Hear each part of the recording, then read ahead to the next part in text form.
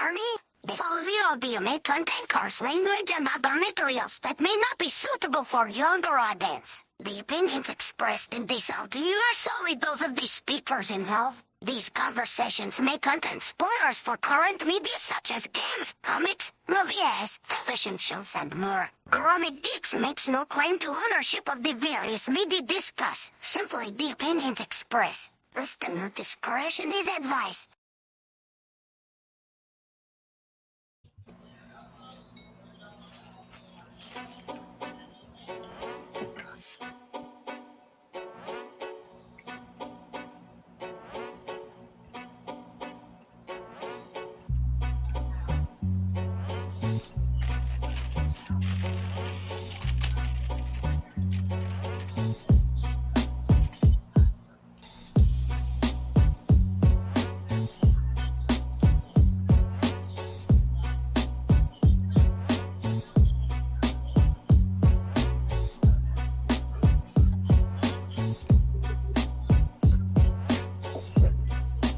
Welcome. What's going on, geeks?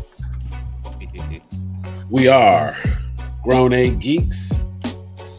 This is Weigh In Wednesday. You are awesome for being here. That's all right, Jeff. I didn't want to see you anyway. Damn. I had to get a little get right. There you go. My bad. I clicked the wrong window. You know what? He was probably trying to change up the lineup for the games. That way, he could, mess with the team settings and such. This guy Try to put himself in an advantageous position. Look at this dude. Man, I want to let me apologize, everybody. I apologize for my tardiness tonight. It is a very balmy 80-something degrees here in my house, as we literally have had the AC unit decide to go out today.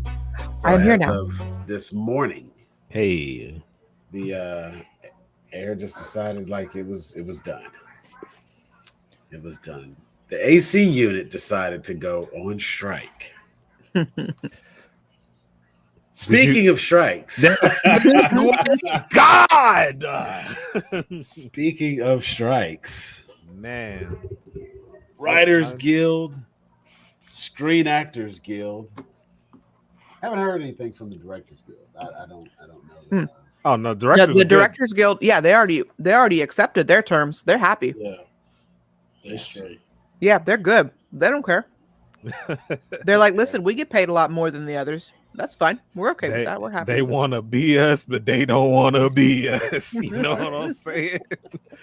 Damn, man. That's crazy. Y'all was all for the strike until they was like, we'll give you $50 million more. Yeah, okay. Wow. Yeah, we're not posting that comment. And I mean, they bought the people that they can control. Oh wow. Oh, that is a profile picture for sure.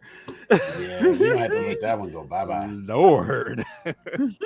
Oh my. Him all the way in jail. I didn't know it was at After Dark already. Shit. Yeah, I know I was running a little behind. That's way behind. Wait, but why are we doing that for Diddy?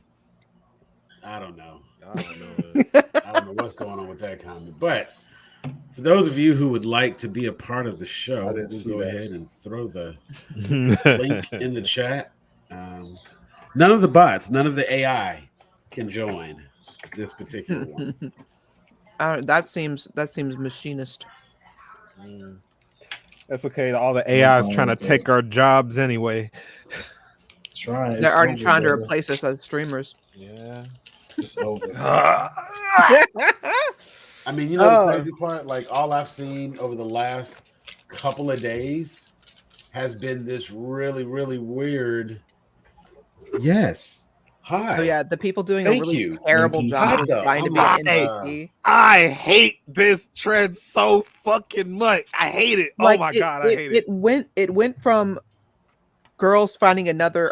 women, thank you, trying to find another way to do almost nothing and still get money. Right. By whenever someone does like a hot dog, they do like a, you know, haha, gesture, right? Does eggplant, same thing. Ice cream, you know, this, okay, listen, I'm gonna need y'all to stop. And then it went to everyone. And then we're entering the phase though, where we're getting away from less the people who are really awkward and do it even worse to the people who are like getting creative. Like I saw a sick Victorian child ghost today. David, I posted it. Remember? I screenshot it. The white woman? Yeah. What? It's just some random American chick putting on a bad accent, wearing what looks like a big flowy white nightgown. And then and she's got like some makeup on her to make her look like, you know, she's a sick Victorian child. The one with the bloody napkin? And then later on in the live, she ended up with a bloody napkin, her handkerchief, and was like, I have consumption. Wow. Okay, you know what? Creativity. I changed my mind about everything about TikTok. It was a mistake. Get it the hell out of here, dog. I don't want it no more. I'm tired, bro. I can't do this. It's too late. It's like a vampire. It sucks. It's bad. It's bad content. It's so It's so bad. It's actually awful. I don't understand why people like, and I don't think people like it. I don't think people actually like it. It's for the lulz. I think they're just doing it out of spite. Yeah. It doesn't feel real. If I had to pinpoint this on like what age group, I would actually put this probably on alpha and boomers. Really? Yes, opposite ends. Because Gen Z and millennials are the ones who are actually doing it. And those of us who aren't think it's stupid. And we understand the meme culture like that. And I'm not saying alpha doesn't, they do, but they also play a little too much into the irony. Sorry to cut you off real quick, but I just want to say real quick before like wherever this conversation goes, I am all about everybody getting their money. Okay. Oh yeah. Get your bag. Yeah. I don't give a fuck. But this shit is stupid. This is so dumb. But get your money though. It's more. It's my opinion. That's usually more commentary on the audience and not the actual artist or performer. Because no, I know it's that. I know it's exactly that because like apparently this is popular in China, where obviously this would be popular in China because this is where TikTok comes from. It's China, and I get it, but like everybody doing it over here, y'all need to stop. I mean, like I said, get your money, but oh my god, this is the dumbest thing I've ever seen in my life. It's a trend; it'll go away. Yeah. So, like that being said, I kind of like when they do like when there's weird like live trends, because you get to find them in the wild kind of thing, you know.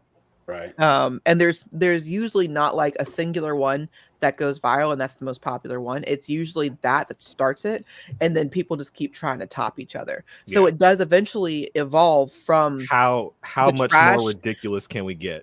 it does eventually evolve from the trash low effort stuff up to like things that are actually clever, because people get tired of the trash low effort, and then if you want more attention with that trend to drag it out longer, then you need to change up what you're doing and actually put a little more effort into it, like the Victorian ghost with consumption.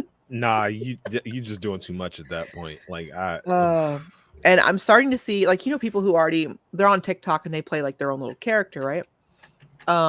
You have people who are starting to do these AI NPC things, not in lives, but they're making fun of it in their own videos in their characters like persona. Mm-hmm. So David, you know I love a lot of the cringe ones, right? I know you. I know you do. I am well aware that you do. I found one of the anime guy, the anime cringe guy who has the Vaporeon. he did a video like that. I favored it for you. We'll watch it later. No. It is really interesting just seeing some of the people who have, and as with anything else, it's like, and I can already see that as a budding content creator myself, what I'm noticing is like, I see you posting a little bit more. I'm trying to get consistent with mine. The problem I'm going to have is like stuff like this is going to happen, and I'm like, I'm not I'm not doing that. Yeah. Like, you know what I'm saying? And I'm gonna miss out on the people. But at the same time, it's kind of like I don't think that it's almost like you got a brand that you're trying to build, and that's not the brand. Right. That is not my brand. And it's also you could do an Elder Geek one though. Like, well, I was telling you ain't David, got to be licking ice cream. I was telling David it would be hilarious if he did a fighting game version of it. And where he just noticed some of the look like you do like a zoomed out camera, so it's not like it's not in portrait. You know, you can get his whole body, and David just sit there and do like a stance. You know how they just kind of the idle stance where they bounce up and down. He can just do that. I've seen plenty of them like that as well. I thought that was part of it for half of them. So all right, so because I'm pretty sure we want some stuff that we have some stuff that we want to talk about. I just want to say this. I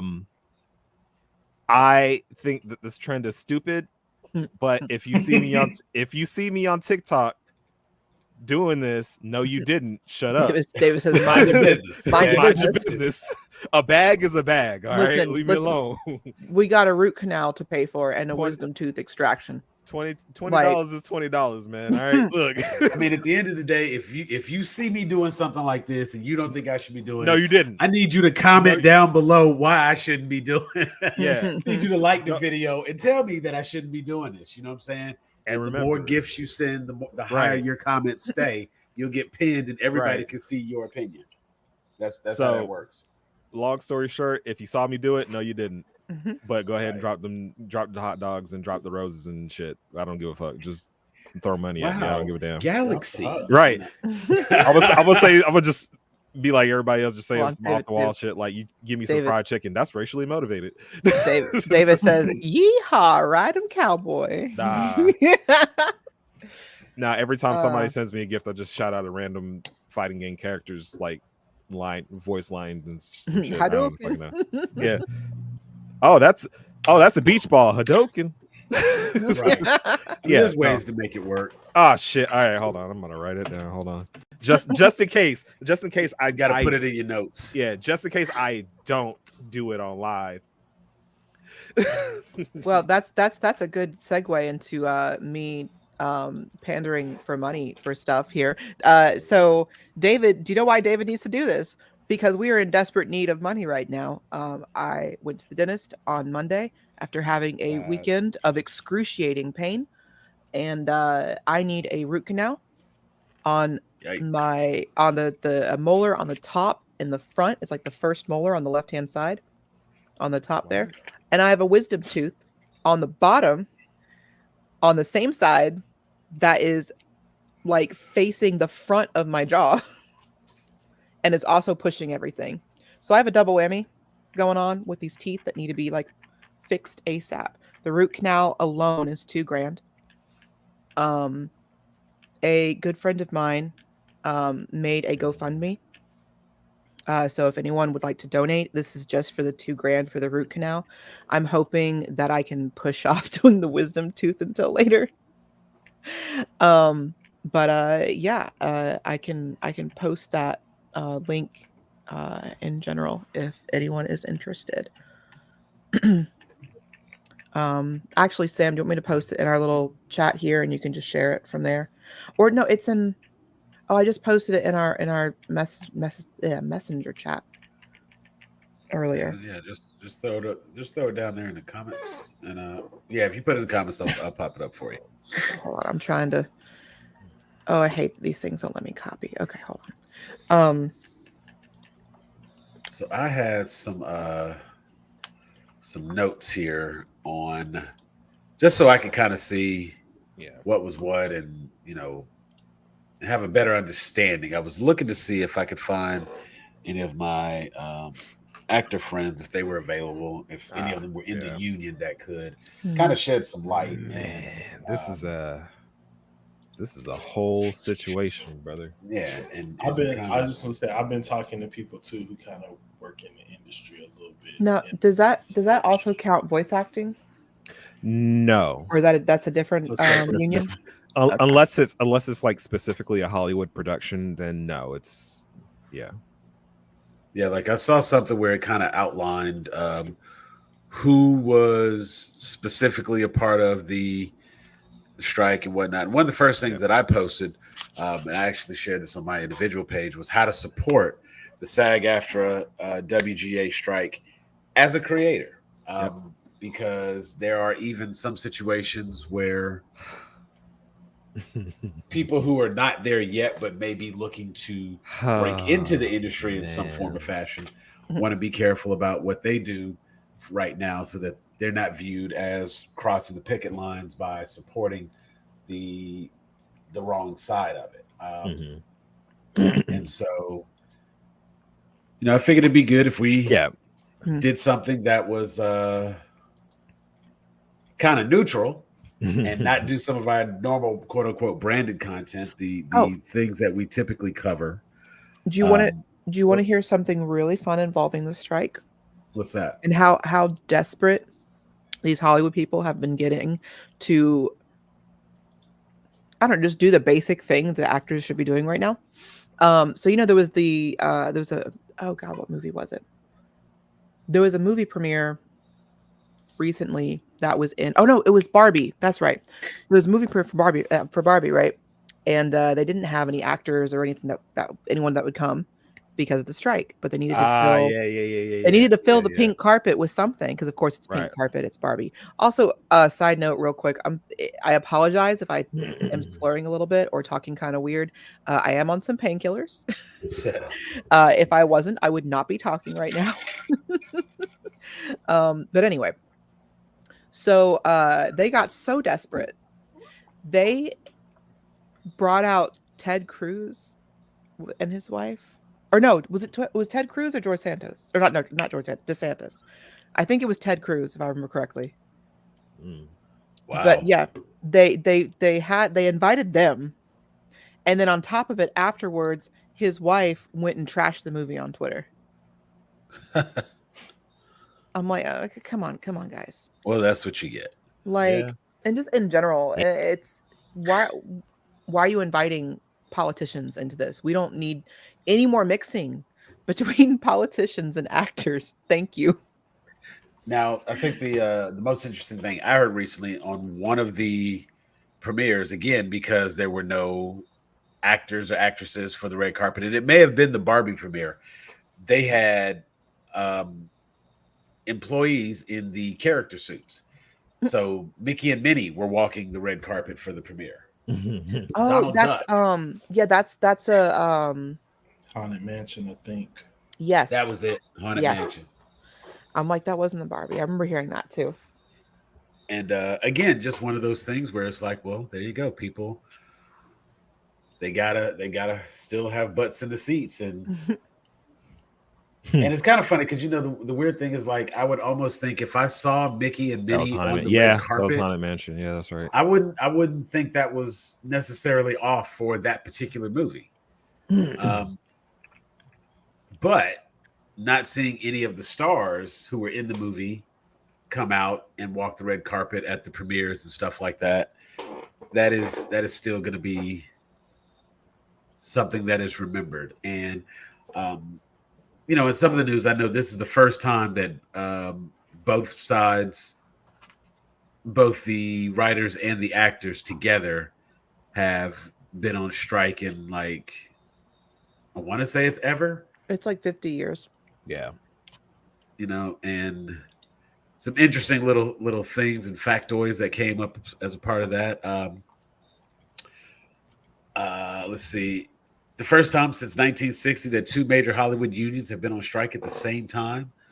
And this particular entertainment industry strike, 65,000 plus actors represented by the Screen Actors Guild, American Federation of Television and Radio Artists, went on strike Friday, July 14, 2023, after negotiations between the union and motion picture studios were unsuccessful.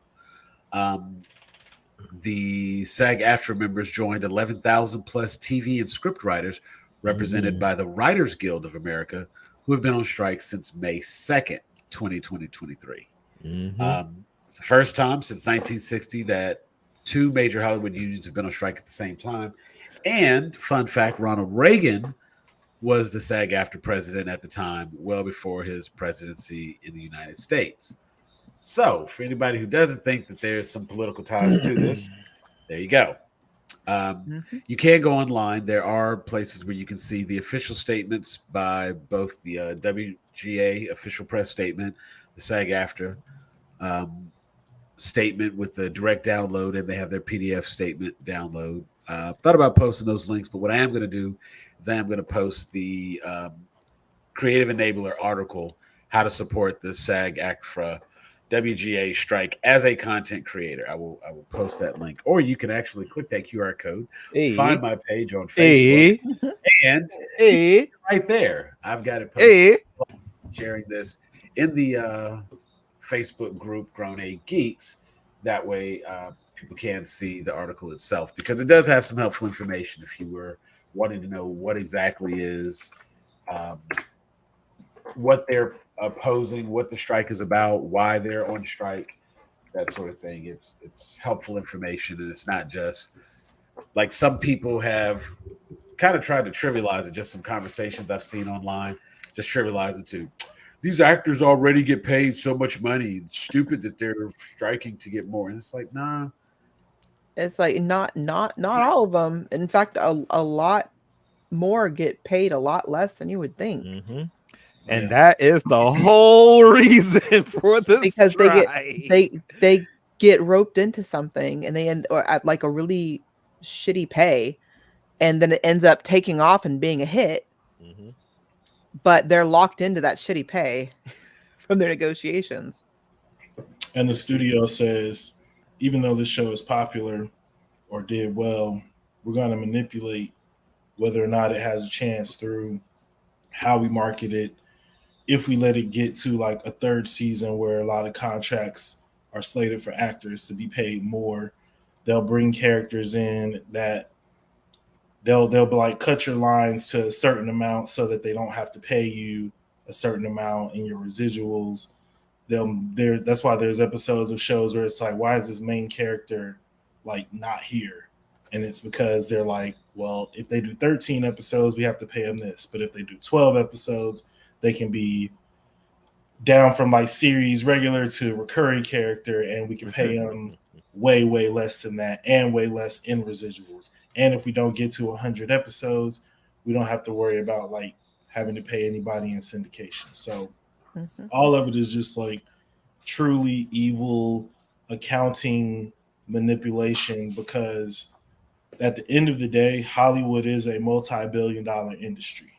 And whether or not you think actors should be paid millions of dollars or whatever is irrelevant, because the reality is they are part of a business that generates billions and billions of dollars. And the piece of the pie that they get for what they contribute to making that money is not fair.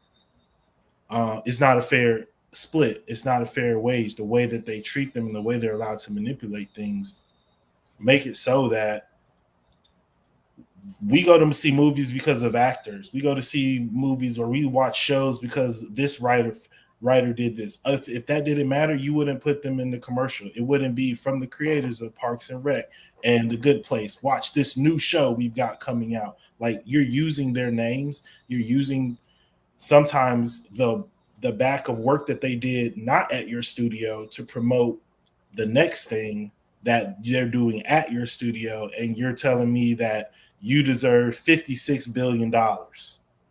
You deserve $56 million in a year. And they don't deserve more money. They can't get health care. They can't have a living wage. They can't be in a writer's room long enough to actually write a fair and quality show that you're going to actually truly invest in. And that includes marketing as well. Or you're going to do some weird accounting shit and give us the Flash movie, which is a bomb, but now you've buried Batwoman. We can't even just see what it's like. Right. Because an accountant said it's more advantageous business-wise to just not put this out at all. If we write it off as a loss as part of this merger, we can recoup that money on taxes or tax breaks or some crap like that, or we can write it off as a business expense. And then, of course, the operating cost is adjusted because that's already somewhat inflated. It all gets to be really... It's all inflated so that they don't have to cut into their yacht budget. Ooh. It's like it's like for them, it's like this is how much I make, and I expect that to go up next year. So all this money that we was gonna spend in Batman, that's coming out of my bonus. No, it's not. Fuck now, that, in some cases, that's what they're gonna say every single time.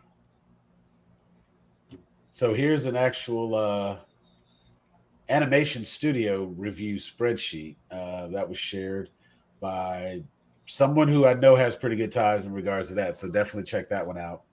Now, as far as the agents not doing their jobs, in some cases, some of these deals, you could always write a beautiful, wonderful, perfect catch-all.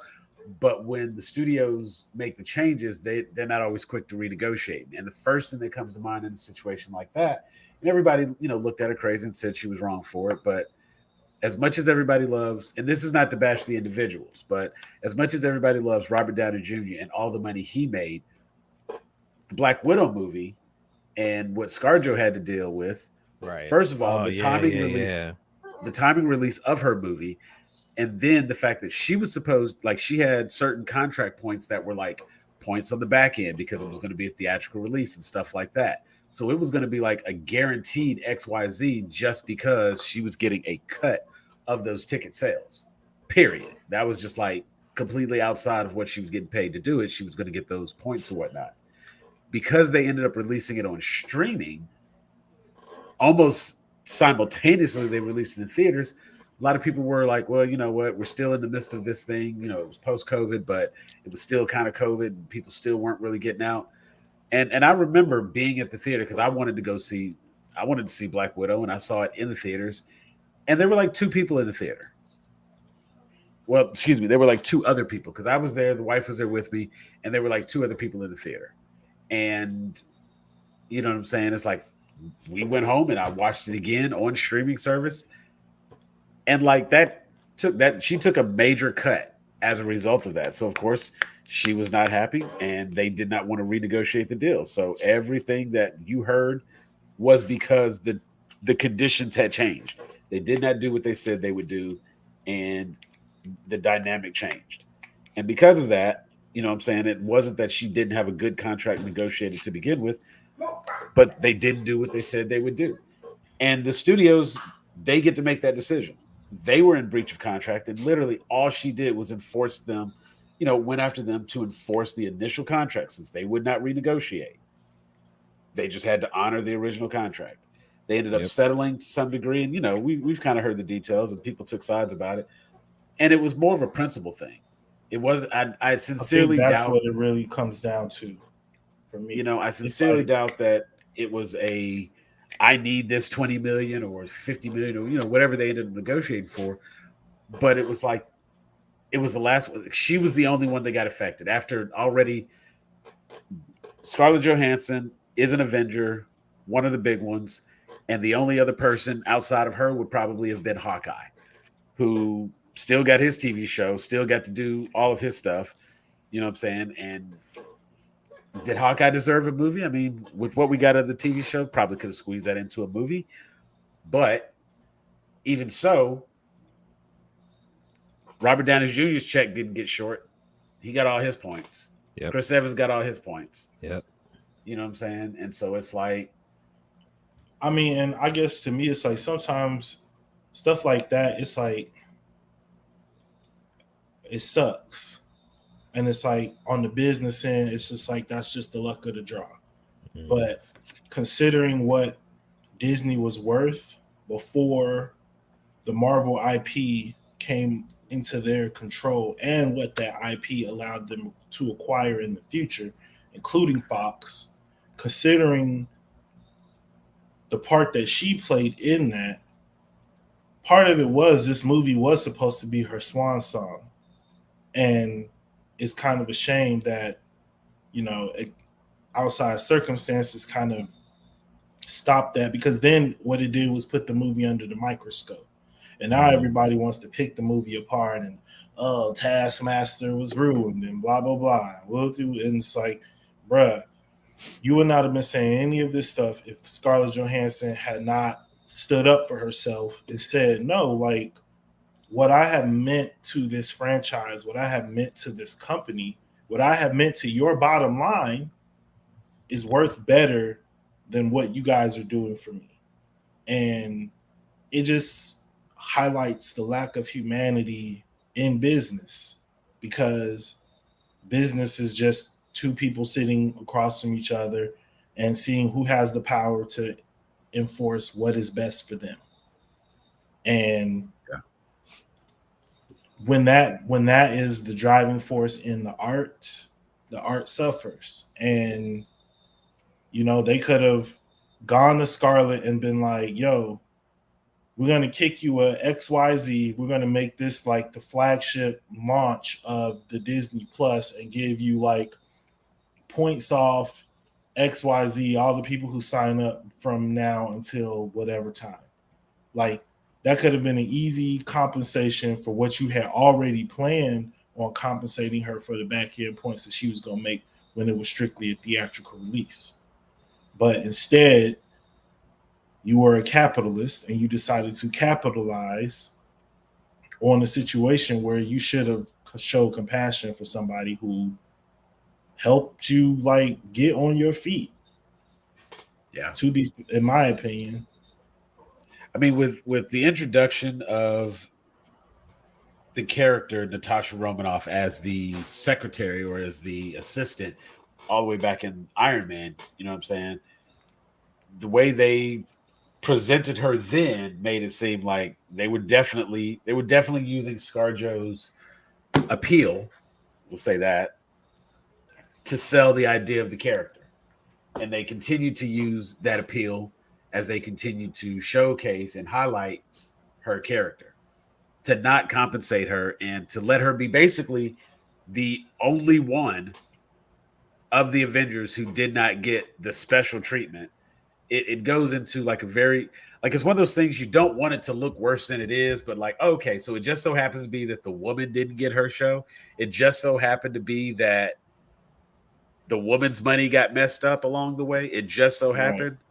It's just not a good look, and like you said, it brings way more attention to something that probably didn't need to have attention brought to it if people were just not morally bankrupt in many cases. You know what I'm saying? If it's like, okay, maybe you have to take one less family to Paris for a month, pay this person what they're owed. But the problem is you don't have to. That's something that was already contractually negotiated. Not even talking about some of this other stuff that they got going. And I'm looking through this. I'm going to see if I can bring this up. Lawrence, I may need you to just type in a quick note on what I'm looking at. But I'm going to share this and put this up on screen so that everybody can see. But this is coming from Animation Studio Reviews. Mm-hmm. And just kind of showing what it's looking like. Some of these are some of the complaints, some of the problems they have. Let me see here. I'm going to present this, bring it up. There's no audio on this one, so. I mean, one of the big ones obviously is the AI. Right. Which is like, it makes me feel like crazy when I see people get excited about AI. And like, I don't get it. Like, I don't get, like, did you not watch Terminator? Did you not watch Did you not watch? There is no movie where like there's a happy ending with AI. So I just don't understand sometimes the like that's on the business side. Oh, AI is the future. Like, that's an omen, brother. That's not a like positive statement in my opinion. And now AI is a tool, and it could be something that, if used correctly, if in the right hands, if used with some sort of moral conscience, could actually help the world. But like, for some reason, like, that just seems to be not who has the money to like fund it and create it. And the tech people just look at it and say, I just need the money, bro. Who cares if they're going to strap this thing to the back of a drone and like blow up people all around the world. Like, yeah, they're giving me $500 million. So that of course makes me think of real quick. This one, Lawrence is saying it's a complaint and job life issue, along with pay scale. Yep. So looking through here, here's the main problems at the company, and just for example, here this is a company, A Productions, a mid animator. Would recommend people to work there, but it is low pay. Pay before tax grosses, $550 a week. This is Bristol, UK. Another one here, $700 per week. Here we go, Vancouver, Canada, $50,000 a year. Animal Logic, a junior CFX artist. This person here recommends, when it says, would you recommend people to work here? Only if they have no other choice. Low pay, bad treatment, bullying, abuse, intimidation, etc. Inflexible hours or no WFH. No work from home. I had to think. I'm about to say, There you go. I was like, well, you know what? I don't get to work from home, so I didn't know that acronym right off. I knew that one. Let's see. Creatively unfulfilling projects, disorganization, biased people. That's India. They've worked there in 2023. And you know, when you hear about some of these different stories, and this is a long list, and there are plenty of, and all the ones in red are like, no, I would not recommend it. Greens are yes, I would recommend there, and these yellows are only if they have no other choice.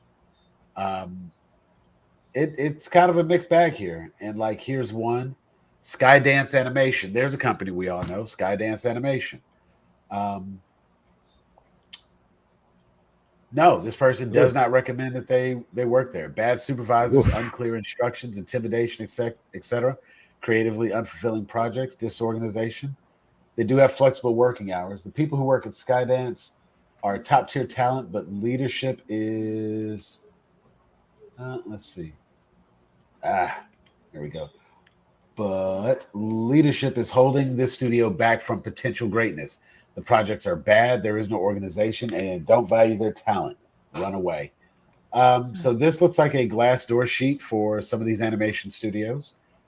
There are plenty on here, and this is actually in the comments. So, you know, feel free to grab that and check it out and see the info that's there. Yeah, that's a lot. Yo, imagine that you wrote The Bear and you can't pay your rent. That's crazy to me. Right. No, Squid Games. Imagine is the one that blows my mind. The guy, like, he held on to Squid Games and he wrote it. Like, I want to say the story, if I'm not mistaken, is something like the guy who wrote Squid Games wrote it like 10 years ago and had been pitching it and pitching it and pitching it. Nobody picked it up. And even when Netflix picked it up, they picked it up and held on to it for a while before actually releasing the show. And just something in the way, kind of like Jeff was mentioned earlier, something in the way where they bought the rights, or they like bought the option to do it and then waited so much time. And then when they finally release it, it's outside of his renegotiation terms or something like that. So he's stuck with whatever they paid him for it. And Squid Games, like the article I was reading, it showed like what the subscriber rate was for Netflix before the launch of Squid Games and after the launch of Squid Games. And I know for a while, everything you were looking at online was talking about Squid Games. Like I saw the triangle, I saw the square, I saw that, you know what I'm saying? It was like Squid Games was everywhere. And the fact that guy like made nothing on it, you know what I'm saying? It's like such a shame. Especially considering how much money the studios made as a result. But like that's what they do. They sign the deals that way so that they can maximize profit in that way, but in an exploitative way. Like somebody sat down and was like, if we just sit on this for like 3 years and then put it out, if it's a hit, we don't got to pay like what we would have to pay to like renegotiate and do all that stuff. It's like the people who are in control, and I think that's working in the creative industry. I think the thing I've learned is that a lot of times, a lot of creatives don't want to get into the management side of things because we just want to like create. We don't want to deal with like the bullshit of like HR and balancing the teams and all that stuff. We really just want to come in and make our art and go home and, you know, get high, sleep, do whatever you do. But that just means like the people who are not good end up getting promoted because they're the ambitious people who will exploit other folks, and you're not a good artist and you don't focus on your craft, but you have like the quote unquote social skills and you know how to like kiss ass and do all this other stuff that like they don't teach you how to do like in art school. And so then you end up with managers who are like boss pleasers who can't go to the like higher ups and be like, what you're asking for is impossible, because they know that they're not looking for somebody to tell them realistically like anything. They're asking for them to tell you how fast can you really how fast can you get this done, like pushing your people like at maximum. But they don't understand that like creativity just doesn't work like that.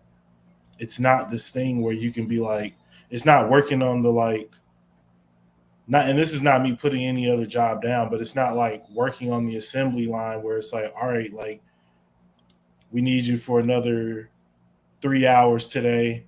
Go get some dinner, like come back, we'll work it out, we'll bring dinner in for everybody, and we'll pay you time and a half.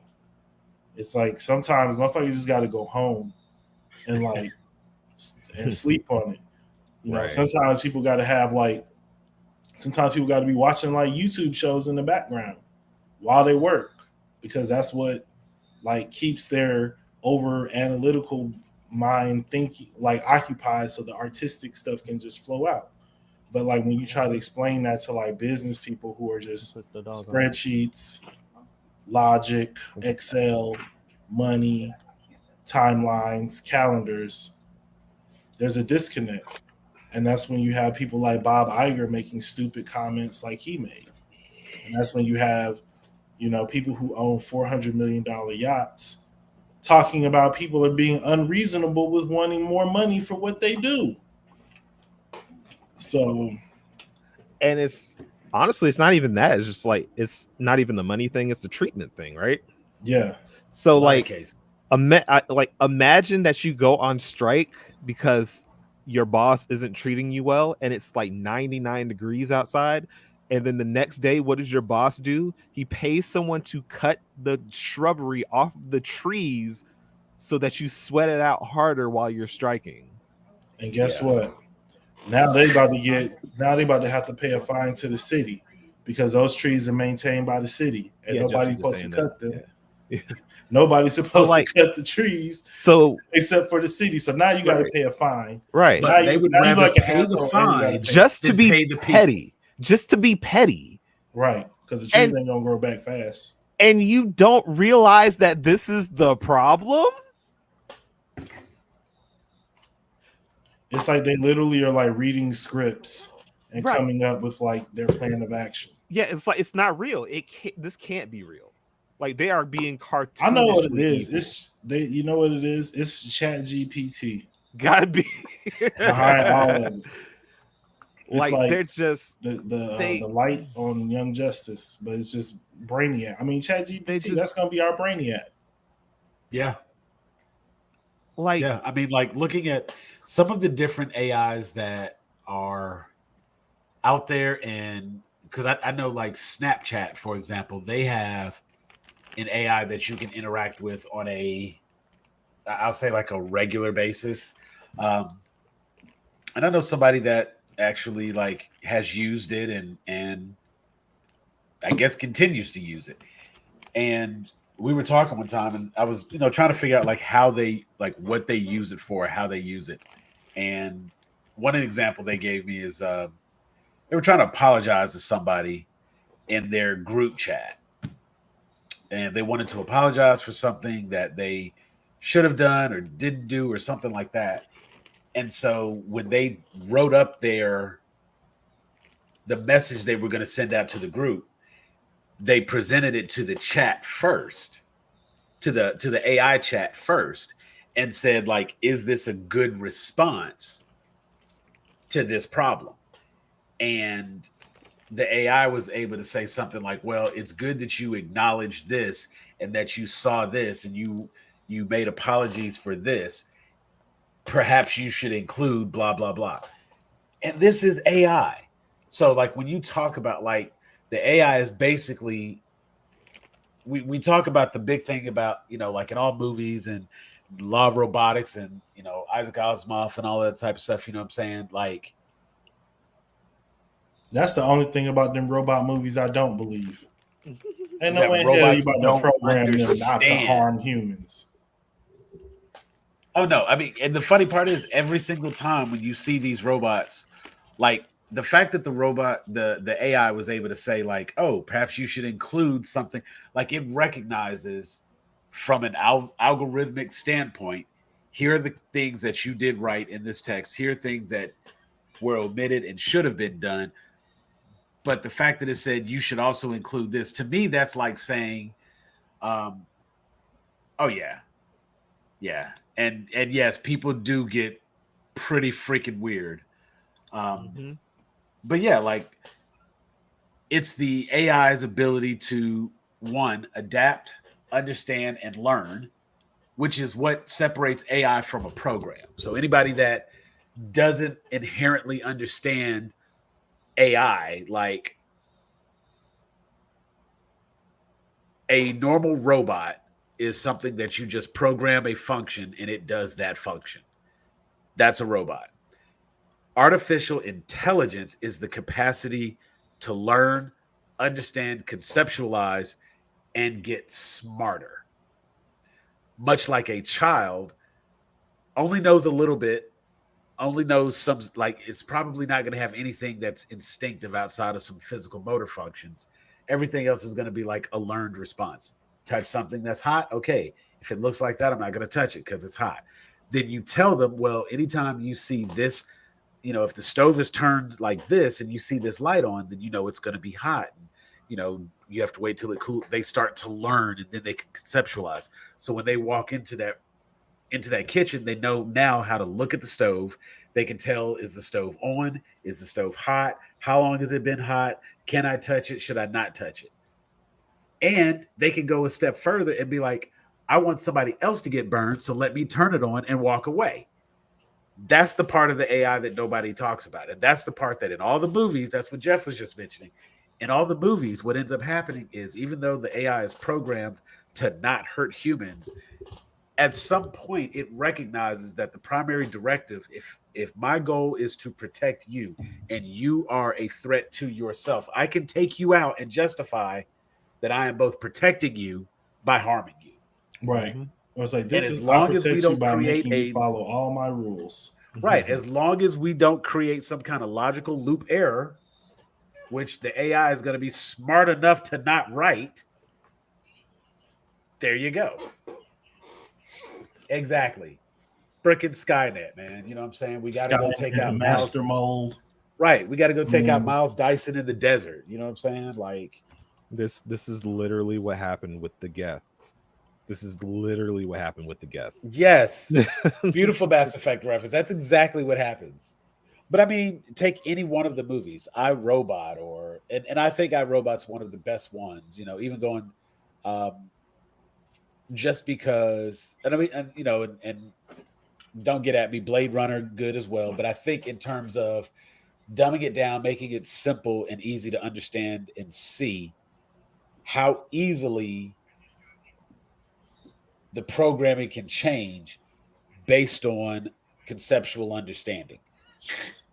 When you say this means this, that's one thing. But when you give it free will, for lack of a better phrase, when you give the AI free will to adapt and create its own understanding, that is the whole point of artificial intelligence, to not have to continue to update the programming. Because just short of that, it's just simply robots. And, you know, everybody said, oh, you know, like for the computer programmers and things like that. You're not free. You know what? I'm just trying to keep myself unplugged from the matrix, but at the same time, I will say, like, I am the type of individual, like, I am a technophile. I love technology and I love all the things that technology can do. And I don't have personally, I don't feel like I have any of the secrets that I'm concerned about anyone finding out. I know my digital footprint is pretty big. You know what I'm saying? Like, I'm not one of those people like, you can Google me, bitch. I'm not there yet, but I ain't hard to find online either. You know what I'm saying? Like, I have a pretty substantial social media presence and I'm out there. And as a result, it's like I'm comfortable with certain things that I hear people like, oh, I can't do this. I got Google Home devices all throughout my house. And I know, like, I use it to my advantage. Because, like, how many times just on the stream have y'all heard me talk about my AC unit, my AC unit, my AC unit? I got no problem picking up my phone and as I'm scrolling through my Facebook feed, seeing advertisements for a new Train air conditioner. Yes. Who has a discount? Give me a coupon code. Let me save some money. Because that's what I'm looking for. So if you're going to show me that and put it in my feed because you hear me talking about it, absolutely. I know how my search engine works. I know how to use incognito mode and stuff like that. And when I don't, like, when we're trying to book flights, when we're trying to, like, book not apartments, but like Airbnbs and hotels and stuff like that, you gotta, like, turn on your browser, delete your browser history before you start searching, go in incognito mode, because otherwise you are going to see those prices continuously going up and up and up. And the longer you stay on, the price starts going up because subconsciously we're like, we better hurry up and book it before somebody else does. So they want you to think that room is sold out. And when it goes up another $10, it's like, wasn't this one? How much was this one? Well, you know what? Just go with that one. It's the cheapest one, even though it's $20 more than it was when you started looking. So, it's like the AI thing. I know what it does. I know how it's out there. I would have less issue with getting like a NFC chip in my wrist with my debit card information. You know what I'm saying? Like, but see, like, the thing about it is, not having a problem with it when you know about it is one thing. It's just being inserted into society without, like, people understanding, like, truly what it is and what it does. Like, when you talk about something and then, like, your phone is next to you, like, you're gonna start getting ads for that. I watch soccer all day. I talk about soccer. I watch soccer on YouTube. What do you think's on my Instagram feed? Soccer jerseys, soccer clips. But I know that. But there's a bunch of people who are like, man, I was just talking about XYZ, and here they go showing me this on my phone. You've had to explain to your uncles and aunts, like, yeah, if you go to your privacy settings, you can turn it off. And their reaction is, well, I never turned it on. It's like, well, no, you don't turn it on. The app just automatically turns that on for you, and you have to go in and turn it off. That's the part that feels disingenuous. You give it to me with it on, and you don't tell me it's on, and then I have to go in and find out on my own. It's like when you're a parent. Kid break the vase. If I find the vase, you're in more trouble than if you come to me and tell me you broke the vase. Even though ultimately the conclusion is the vase is broken, but you handled it honorably in one situation, and in another situation you tried to, like, hide it. And so now you're in trouble, not just for breaking the vase, but also for trying to hide it and mislead me. Exactly. That's exactly what happens. The pew's already ready to go. And when it's like that, it's.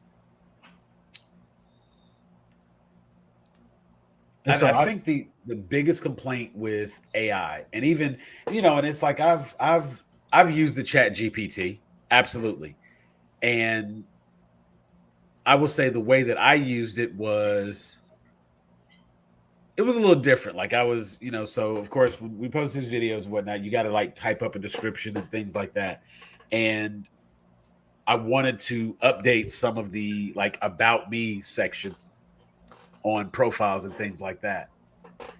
And so I asked ChatGPT, I was like, hey, you know, how would you describe a podcast that talks about this, or covers these topics or includes these people?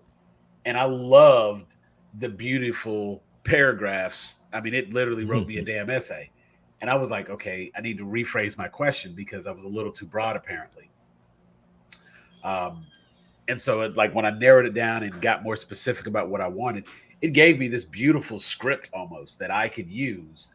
And, you know, so I went in and, of course, I personalized it and made it my words.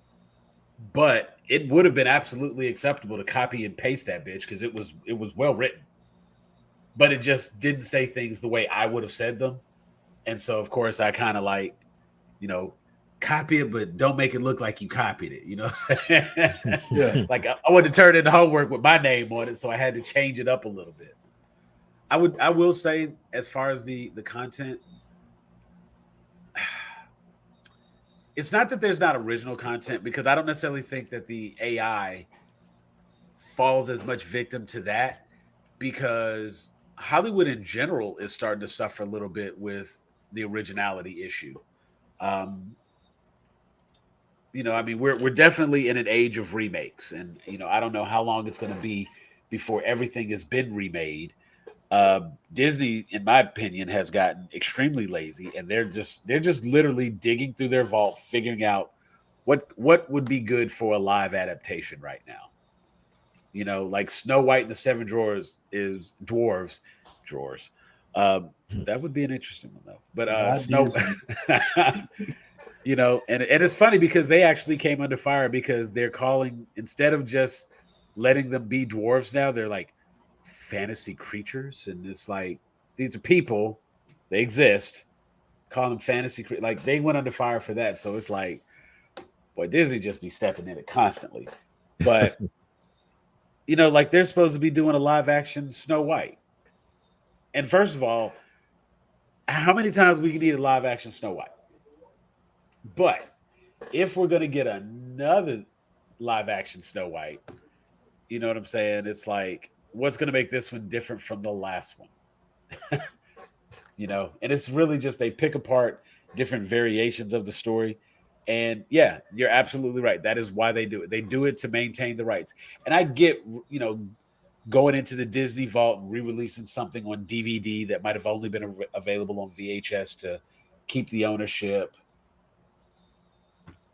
And I get that, but sometimes it's just, I mean, I will say I do we'll pump this out, we'll pump this out, we'll pump this out. I do understand like the desire to recreate things for a new generation.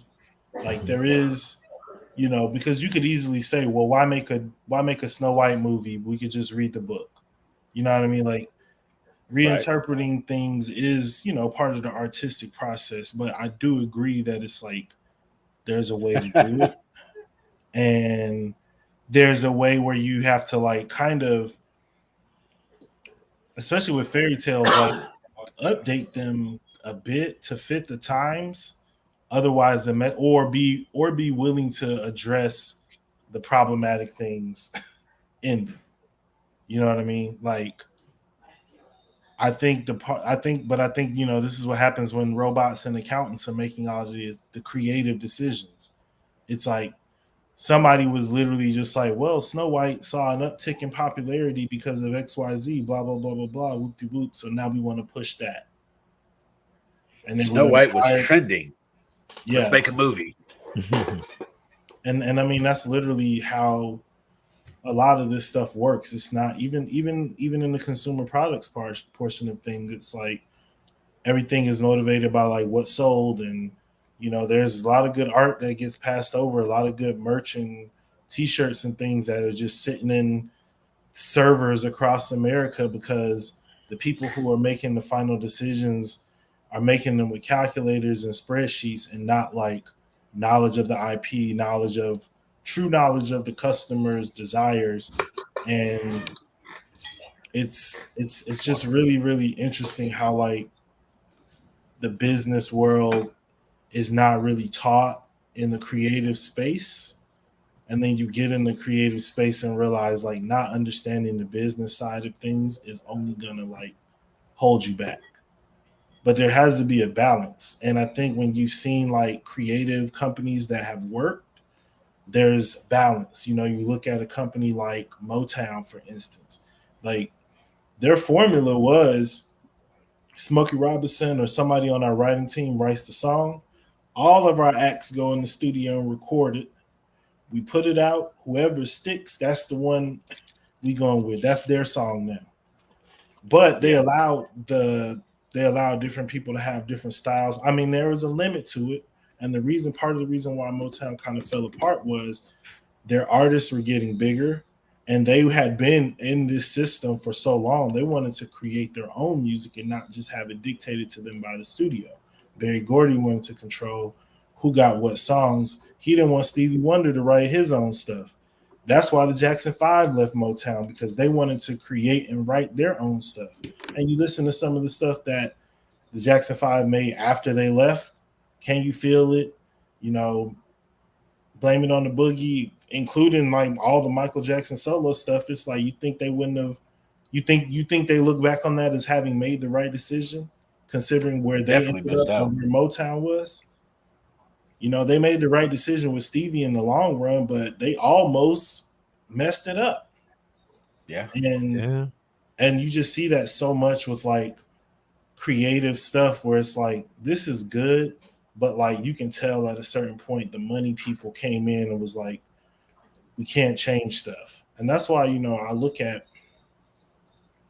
really like stuff, you know, when people are like, I can't believe you like Last Jedi. And it's like, I liked it because they had the balls to like take everything you thought was sacred about your beloved, precious franchise and just blow it all to hell in the name of being like for everyone.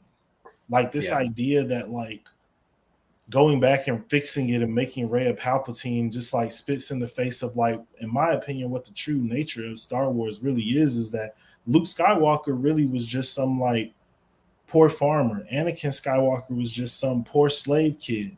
And they ended up being like some of the most like impactful and powerful people in the universe. That's truly the story of Star Wars, in my opinion. Finn was a clone who was like kidnapped or whatever, you know what I mean? But when you have to loop everything back in together, you lose that spirit of like the everyman, and then it turns into some like oligarchy type shit. Right. And it's just like, that's what all these franchises end up being. That's what all these companies end up being. It's the things that did well. We're just going to keep doing that over and over, and nobody gets a chance to like break through. And if you do, we're going to take all the credit for it, even though we probably really didn't have shit to do with it. We just gave you a flyer so you were like, leave us alone. Yeah.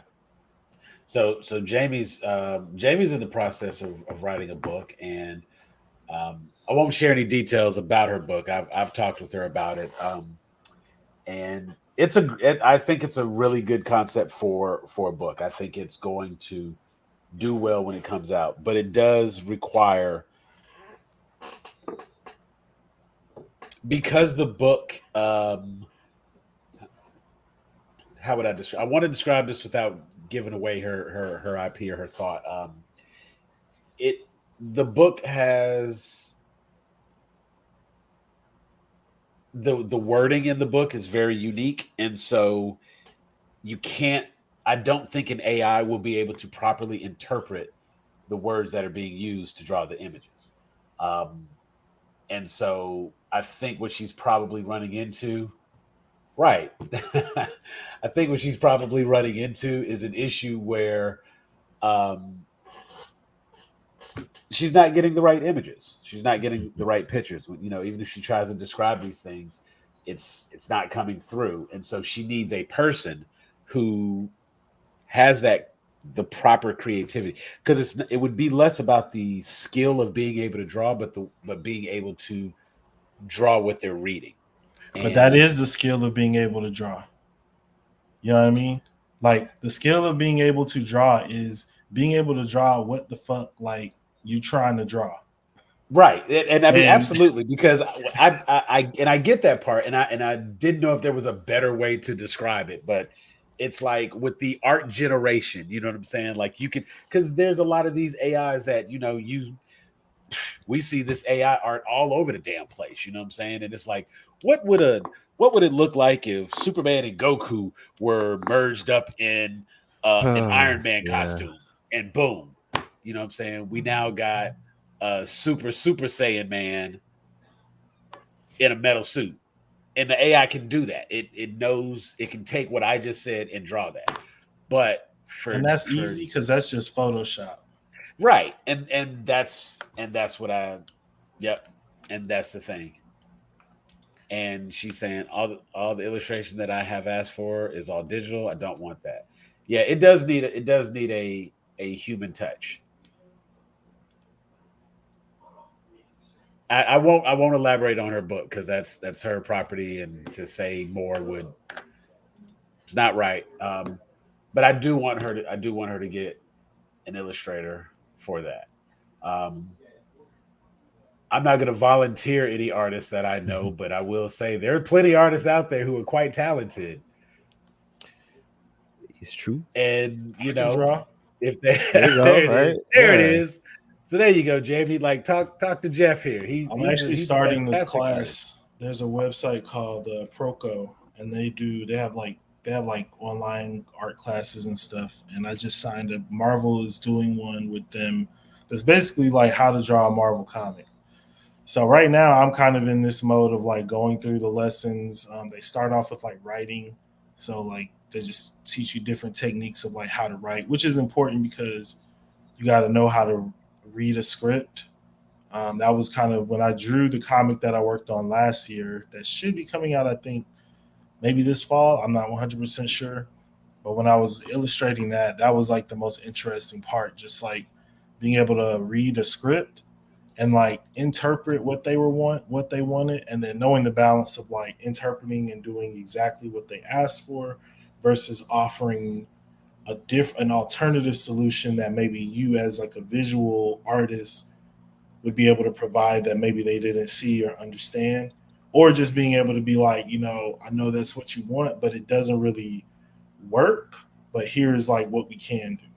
And I think that's where a lot of the like AI stuff gets it wrong, because it does not have that ability to like converse. It's still just a robot, really just like doing stuff. Right. So even if it's an image that like doesn't work, it's going to try to draw it for you because you asked it to draw it. And now you're just going to see that it doesn't work, but like you would have had a conversation with the human and ended up like skipping that step altogether. So it's like the AI has to do work that like humans sometimes necessarily don't have to do. Yeah. And the fact that you don't have to pay an AI, you don't have to wait on an AI. AI doesn't have a schedule, And this is not to make an argument as I'm like pro AI, because I do think there are some practical applications, but I don't think, and to take it back to the writer strike and the Screen Actors Guild, I think one of the issues they're talking about is like, I know a lot of people. Well, I don't know them personally, but I do know some people who do work as extras, and they go down, they get there for that day, they're paid to be on set. I knew someone who was in the film industry. She was a production assistant, and she worked for a major studio. Her job title was production assistant. So she might be assigned to this movie or that movie, and she would be on it for the duration of filming and whatnot. And she would basically be assigned to that director or that producer or something. And whatever they needed done, that's what she did. In her spare time, she would also be an extra because she was already kind of on sets and, in the right areas and things like that. So it gave her a little bit more exposure, and she was able to be around and see a lot more. And I can only imagine if they did something like one of the things that they've proposed with the AI in this current strike, and everybody's probably read through this article, they want to do a one-time payment for background actors, which, if I'm interpreting that correctly, is the people the extras that are in the shot, but don't have lines. Yes. Those people now, would be AI generated. And no, not necessarily 100% AI generated. They said they want to scan the likeness, pay them, and own the likeness in perpetuity. Ooh.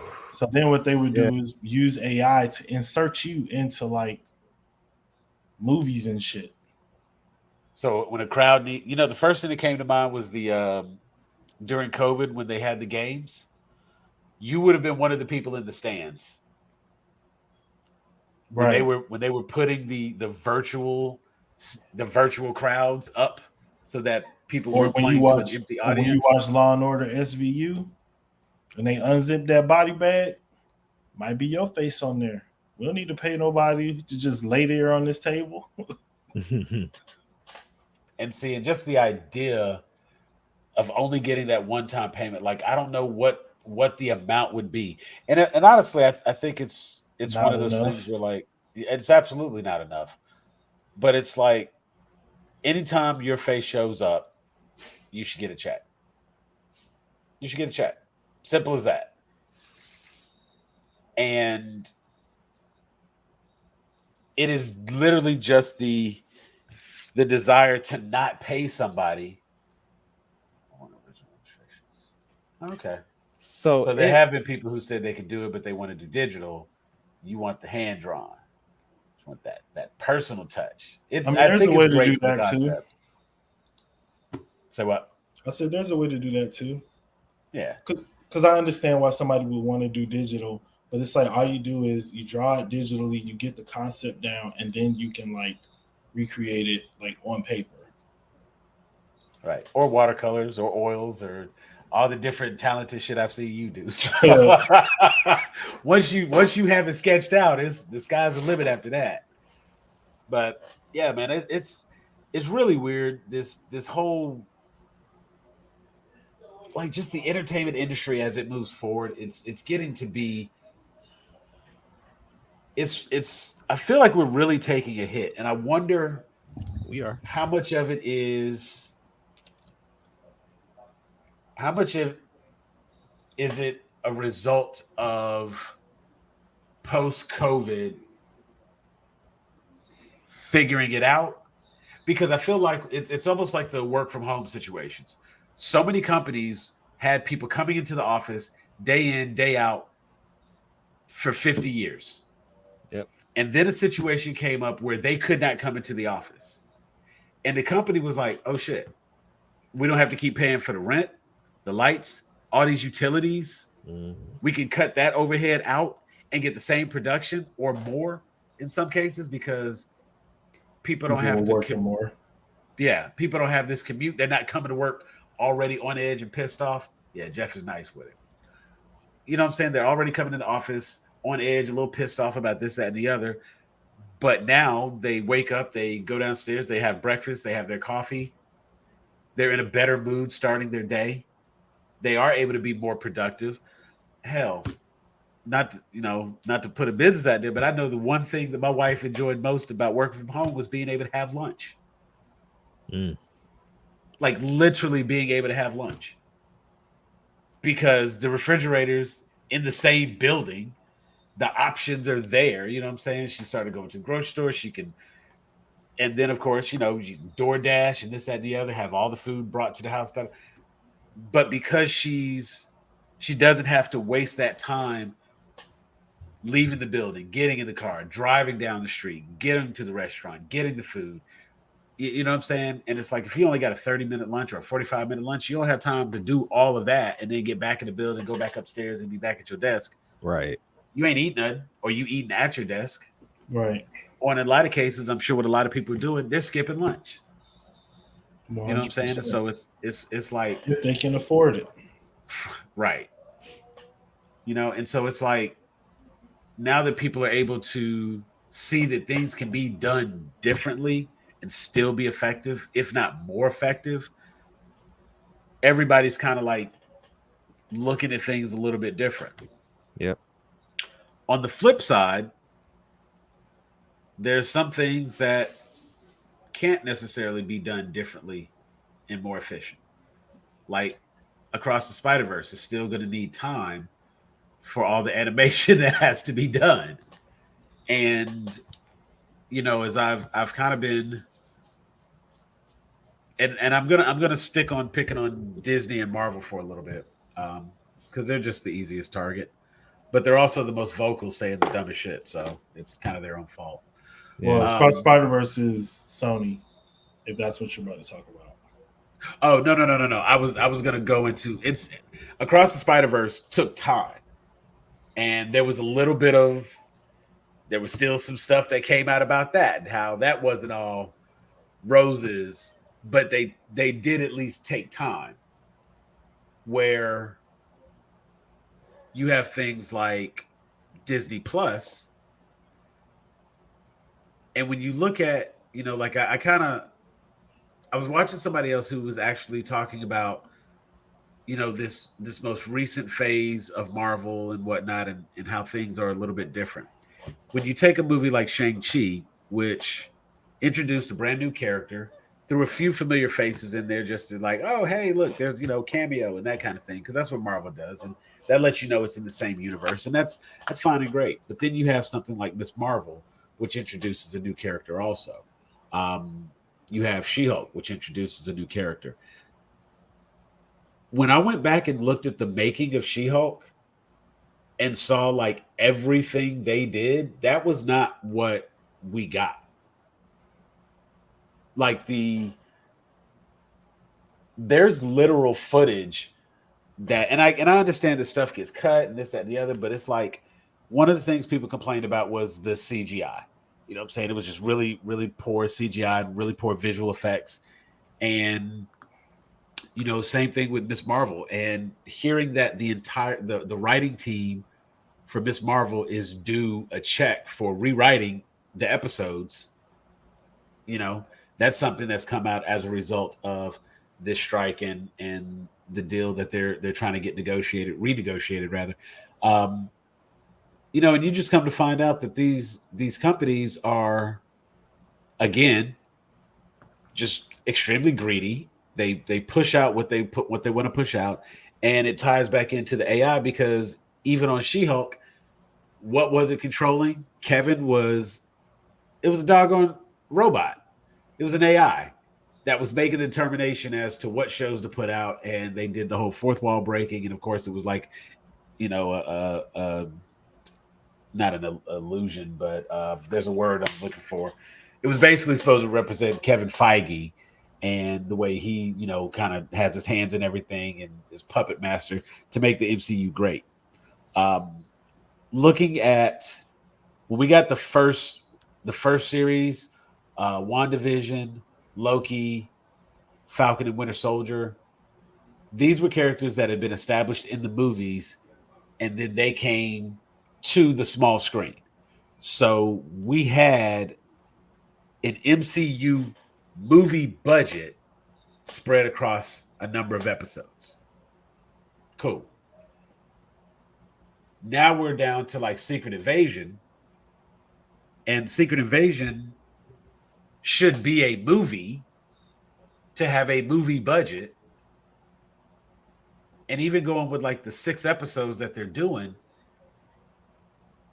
you know, it's like if you do 6 episodes and they're, you know, 45 minutes to an hour each one, you're basically getting about 6 hours worth of content. So if you take that 6 hours worth of content, basically that's just one long movie or a 2-parter movie to some degree. You know what I'm saying? Maybe even you can argue that it's a trilogy, but 3-hour movies are left and right these days. It should be like a mini series, and not a mini series of like 6 1 hour to like fluctuating time episodes. It should have just been like 3 hour and a half specials, like some BBC type shit, where it's like one season of Luther is like 3 hour-and-a-half episodes, and like that's it, or a season of Sherlock. Like they could have done it more like that instead of like a 43-minute episode, a 37-minute episode, because it's like it's really good, but it's like the way it's chopped up is like. Even I watched the new episode today, and I was kind of like, "This is a great episode." And then how it ended, I was just like, "Huh, it's an odd stopping point." But I mean, I felt like today's episode felt like the stopping point for the series. It didn't feel like there's another episode coming after that. Yeah, and I thought, and I'm with you. I thought it was really weird, but it's also like.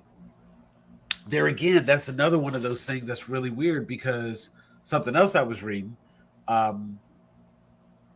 What's with this 6 and 8 episode season? It's so that they don't have to pay people. Yep. It's strictly a decision about how much they will have to pay writers, how much they will have to pay actors, how much they will have to pay based off of stream. It's all about reducing the amount they would have to pay these people. That's it. That's the bottom line. That's the bottom line that drives everything at every major motion picture studio, because at the end of the day, it's all about the shareholders. It's all about the investors, whatever they say. These are the people. These are the reasons why Zack Snyder's DCEU failed. Not anybody else, because they're the ones who came in. Daredevil might be different, but they all might already have to be paying Daredevil because all 3 of them, or however many of them Netflix seasons, is already on Disney Plus, and I'm sure it was brought over in whatever deal that they had on Netflix or whatever. So they already passed the point of no return, bringing Daredevil back even. Yeah, because it's connected to a series already. There's like 60-some episodes already. Not to mention all the other media he's appeared in as well. Contractually, he's at a point where it's like, to get your bang for your buck out of Matt Murdock, you got to do like 18 episodes. But they ain't bringing back, what's her name? What, Jessica? Yeah, the Netflix seasons had 22 episodes though, Mark. This is 18. This is a sweet spot. Personally, I think 13 is a good season length. Like, if you can't tell me what you need to tell me in 13 hours, right? You obviously don't know what you try to tell me, right? Like, you stuttering. Now, with the streaming, of course, and I've always wanted to get people's opinions on this, because I know sometimes when we talk, like, I grew up in same bat channels, same bat time. You would get home from school, watch an episode, and you knew that you weren't going to get the conclusion to the next day. You know, when Toonami first dropped, I was right there, and we didn't know what a filler episode was because we was just learning about this anime thing. Yeah. I knew what they were. Well, by the time there was already somebody who had sat through all this shit by the time you got there. You know what I'm saying? No, because remember I told you when I first started watching Dragon Ball Z, it was not on Toonami. It was on UPN, and they showed it every Saturday. And so I was waiting a week between episodes. Oof. And I was just like, I can't do this. But David, I did start watching Hunter x Hunter. Okay, I see. I think I'm on like season 3. You know what? I'm trying to get through Black Clover, and I'm proud of myself. I figured out, and I wish somebody had just told me this. Like, I got through like the first 3 episodes of Black Clover, and I was like, nope, I can't do this. Austin's irritating as hell. Yeah, I'm not gonna watch this. That's how it approach. That's how everybody approaches Black Clover. You're just like, oh my god, this kid is so loud. Jesus Christ, so loud and annoying. But he mellows out. Well, not only that, but it also, like, it was totally different when I listened to it in sub. And I don't want this to sound bad, and I hope it doesn't. The original voice actor, that high-pitched voice was more annoying than the English voice actors yelling. You know what I'm saying? And I feel the same way. In fairness, I feel the same way about Dragon Ball Z. The original voice actor for like when I had to watch subtitled episodes of Dragon Ball Z, that voice actor, that is a very nasally sound coming out of Goku, and it bothers me. But the English voice actor, who I've just become so accustomed to, not annoying, not annoying. Hey, look who that is. Private. Well, we thank you for checking in, and I'm gonna let private sector know what they need. You know what? I'm calling you tomorrow. That's yeah, that's what's gonna happen. We still need your review of Barely Lethal. Man, we got so many reviews for her. Like, we ain't gonna sit here and beat up on D for a moment because that just wouldn't be fair. Give her time. Like, but you got time to travel though. I'm just saying. That's crazy. I'm seeing beach pictures. That's crazy. You can't watch a movie on the plane. Come on. I seen Stella. Right. So, but yeah, we definitely not going to talk about that One Piece. But yeah, like I'm on episode 50 or 60 something in like 50 something in Black Clover. I'm trying to get through so I can watch the movie. I know they said the movie isn't really like I don't have to watch, but I watched the trailer and I was like, oh wait, what's all that? Yeah, I need to know how that happened. So we're just gonna watch all 100 and something episodes before we watch the movie. Just cause it's a fun ride though. It's still a fun ride. I am enjoying it. I saw Captain Yumi and with what's the Jujutsu Kaisen just started its season back up. So yeah. I've been checking that out. Ooh, I feel so bad for the anime onlys. Y'all are about to hurt. Y'all finna hurt.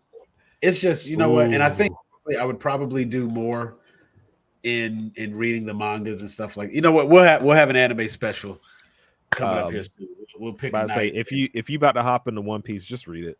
Just read it right now. It's the only way. It's way faster. You're gonna get all the context. Just read it. At this point, I feel like it's the only way to do it. Read it to truly get it done. Just read it. My son is on. He's deep. He's deep in it.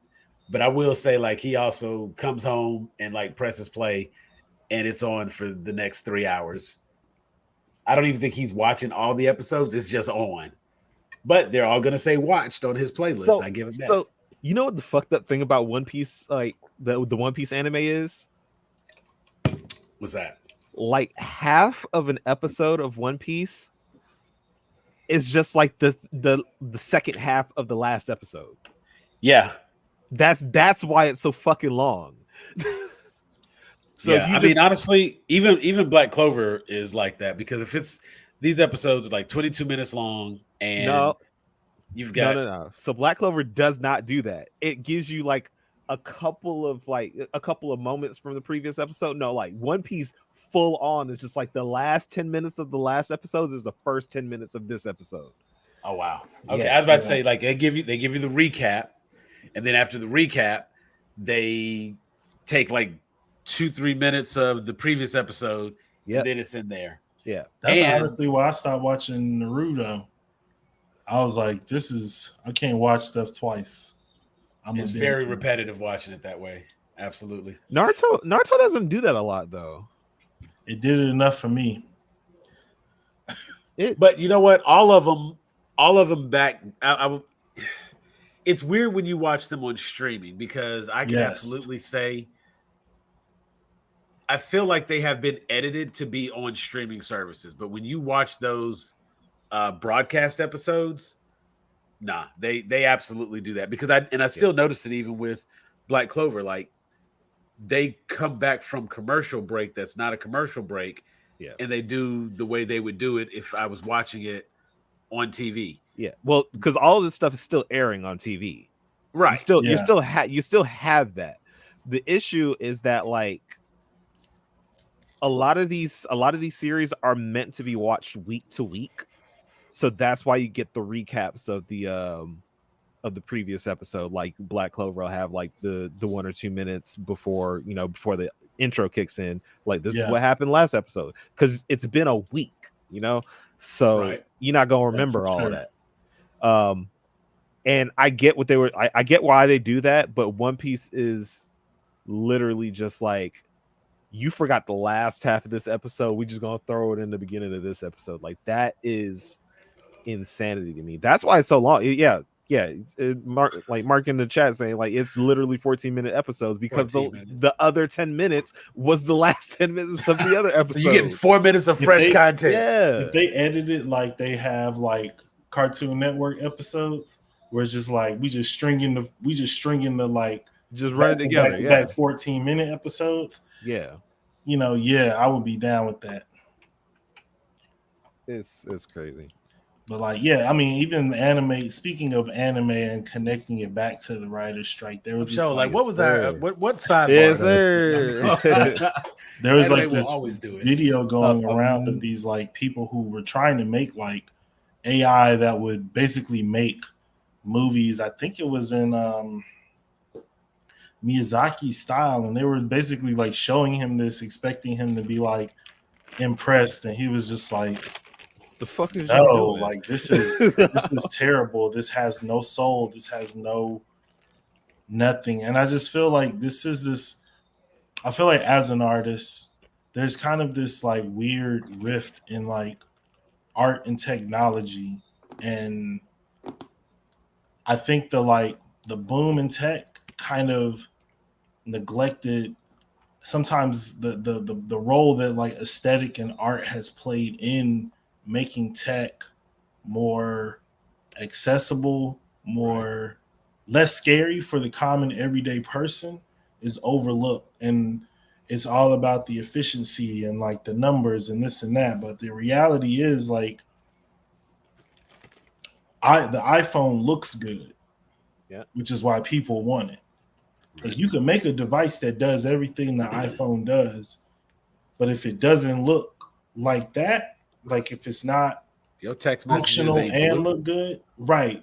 Like you create this whole visual language and these things that people connect to and latch on to that are artistic in nature, even within tech. But it's just like you have to respect the art. You have to and we just live in a society that like no longer has real respect for the artist. Art is a hobby. It's not a required course. There's no art appreciation required. Like back in the day, you used to have to take like a unit at least. Art appreciation. You know what I'm saying? Art appreciation, something. Yeah. You know what I mean? And you think about really all the projects that we used to get growing up. Posters, volcanoes, solar systems. Like everything now is like STEM. Math, reading, that's all we care about. We got to get our test scores up. And it's just like you're neglecting, even music class. Like sometimes I'll be like talking about stuff and my wife will think like I know something because I grew up like playing the piano. And it's like, no, like I was in like music class where you like learn how to recognize like different instruments when you hear them. And like you learn about types of music. You learn how to just like basic reading notes. And everybody doesn't grow up and go into band, but it's like, right, as a grown person, I feel like you should be able to recognize like at least like certain instruments when you hear them. You should know the difference between a saxophone and a trumpet. Yes, you should know what a brass is and what a woodwind is. Like, now if you can't tell the difference between a clarinet and an oboe, I'm not coming for you. Right. You know what I'm saying? Right. You got to have a trained ear to know the difference. Right. But you should be able to tell that was a trumpet, not a saxophone. Right. So I get but when everything is really just based and situated around like test scores, numbers, analytics, algorithms, it's just like data, ones and zeros. And it's just like, it's not just about the ones and zeros. It's about what the ones and zeros create, right? It's like, there is like, sure, in the Matrix, you can sit down and just like watch the screen of ones and zeros scroll by and understand like what's happening in the Matrix. But like, I would rather see the images. I'd rather see the woman in the red dress. I'm about to say, seeing the woman in the red dress is going to be a lot better than being like, ho, 100101. Yeah. Like, and it's a really weird individual that like chooses to.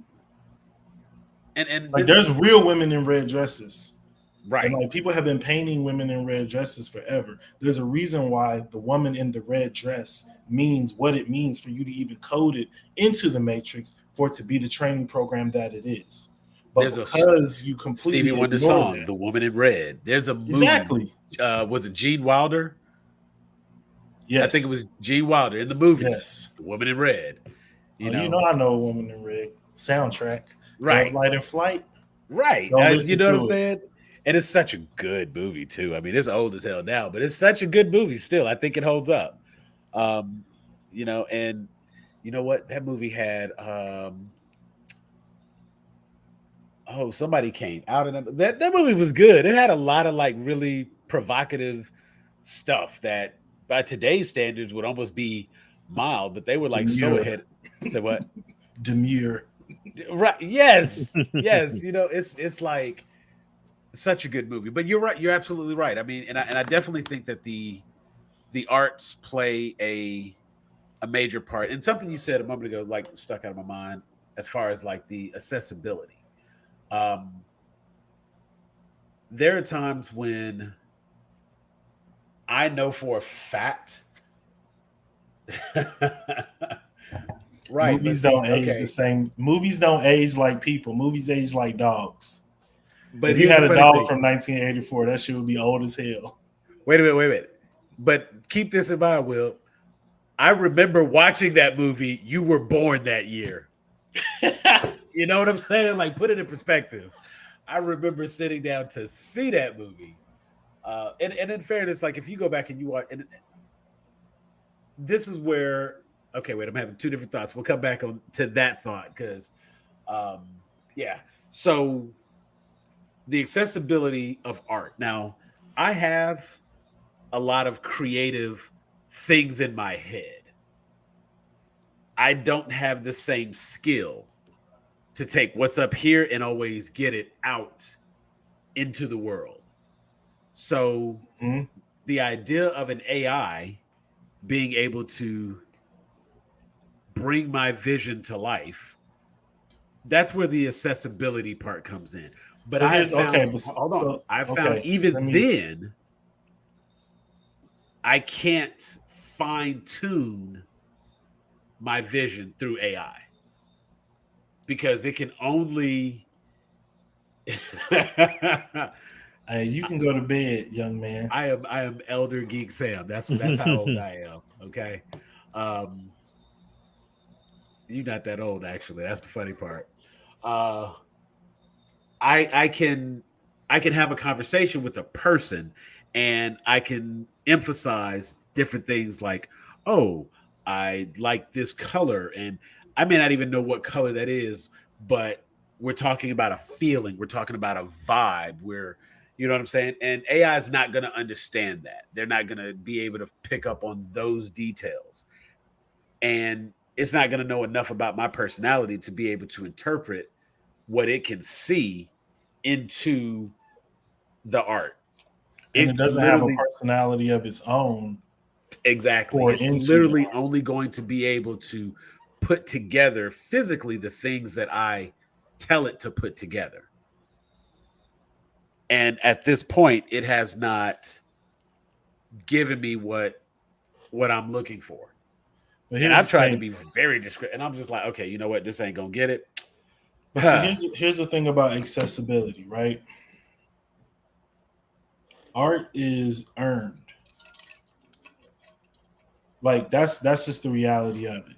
Now, there are people who, especially when you're talking about music, you might have a proclivity for something, but that doesn't mean that you've honed your skills enough to truly call yourself an artist, right? Like you can talk about this with music, where people are like, the new girlies, they not singing like they used to. It's like, okay, you want to know why? Like, yes, all these new singer girls, They are very, very talented. They have great voices. If you actually like, weirdo like me, you listen to vocal stems and stuff like that, or you can actually hear what they're doing live, etc. I always look for live performances because I want to know the people who I'm listening to.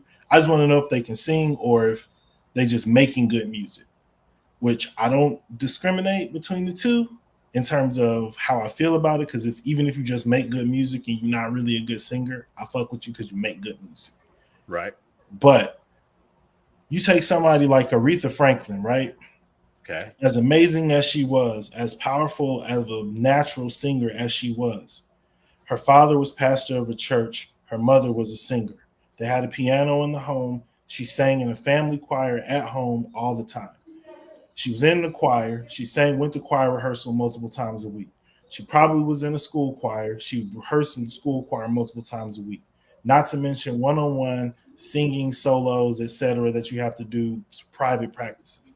You're talking about people getting, and this is not just the professional people. It's just random people who growing up singing. Like even myself, like I grew up singing in a choir. When I was in high school, I was in choir, I was in chorus. We had chorus rehearsal twice a week, Tuesdays and Thursdays for a few hours. We had choir rehearsal every Saturday for my church for like a few hours. We sang once a month for sure in church, and we would do concerts around the city as well. We sang at Greenbrier Mall for Christmas. We sang at all the youth group competitions, all like Joyful Joy. We didn't in competitions. It was more like youth services and conventions and stuff. Our choir would sing. So like that stuff you saw on Sister Act, y'all did that? No, not that. We wasn't competing and getting ribbons. We was just like J.R. Cohen. We would go up and sing a song, and everybody would be like "Hallelujah," and then we would go back to our seats. We wasn't competing and getting ribbons and stuff like that. But when people are like, hear me singing, it's like, do you know how much I've sung in my life? And that's not even like what I do, but I have put in a lot of hours just like singing. So when I'm listening to stuff, I know how to pick out a harmony. Because do you know how many times I've sat down and been taught like harmony over countless songs that I've sung in my life as a person who's been in multiple choirs? Not to mention, you in multiple choirs, you singing the same song, but each choir is singing it a different way because whoever's teaching you the song teach you the harmony their way. So now I got to remember, is this the Inspirational Voices harmony or is this J.R. Cohen harmony on this song? So but that's earned. That's not like I grew up, I was born and was like, yeah, I can do this. Now I'm not tone deaf, so I have a proclivity for music. I played piano from the age of 4, so I understand musical structure. I have a proclivity for that, but that proclivity was earned through hours and hours and hours and hours of practice on the piano, even before I started singing when I got in high school. When it comes to my drawing, I have a proclivity for it because I have the patience to sit down and just do it over and over and over and over again. That's what it requires to be a good artist. Repetition, not running from the things that you draw poorly, because the only way through it is through it. Like you have to draw badly to draw good. And a lot of people draw poorly and they see someone drawing good, but they don't see how bad they used to draw. They just see how good they draw now, and they think, it was just like a gift from God that was given to me to actually draw. It's like, no, man, I got to work through it. I got to fight through it. I get frustrated. I ball up paper. I start over. I throw stuff away. I have thousands of drawings I've never let anybody see the light of day because that's part of the process, the messy stuff, the ugly stuff. When you go, that's, when you have training and when you go through that, you have guidance that can teach you, like, you're going to make bad drawings. Your first movie probably isn't going to be good. Your first script is probably not going to get bought because you don't even know what the fuck you're doing to like create this stuff.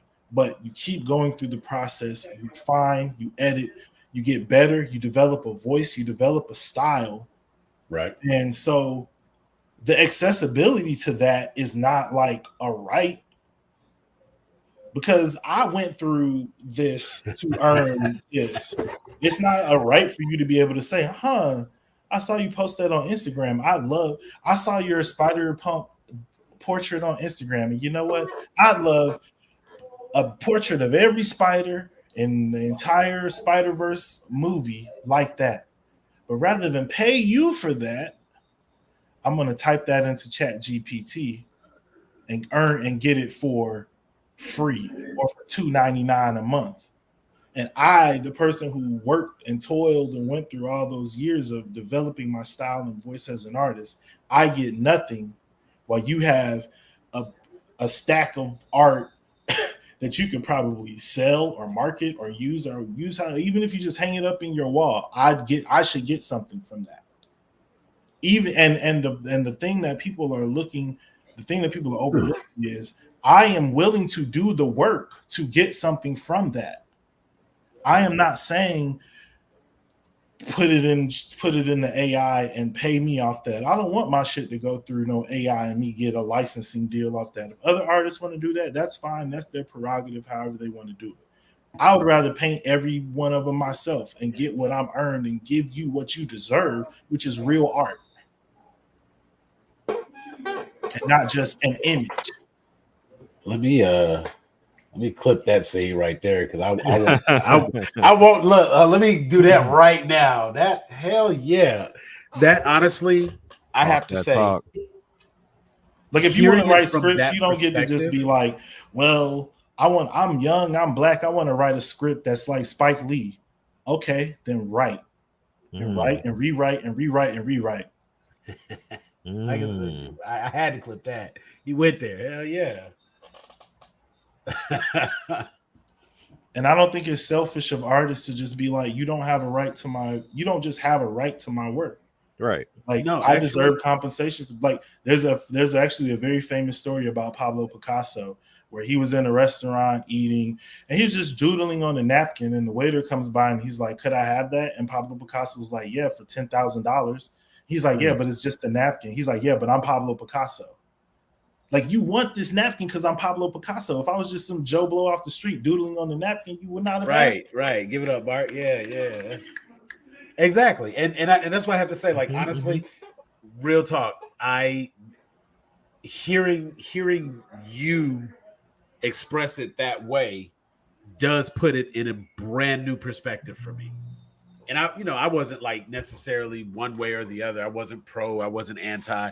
I was kind of like, let people do what they want to do. It doesn't affect me. I'm not bothered by it. You, on the other hand, as an artist, I can see now how, like I said, like I'm a t-shirt person. I don't know if anybody's ever noticed. I literally counted the other day because I'm getting ready to make a video for it.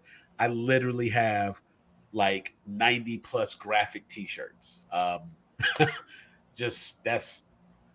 like to collect certain shit.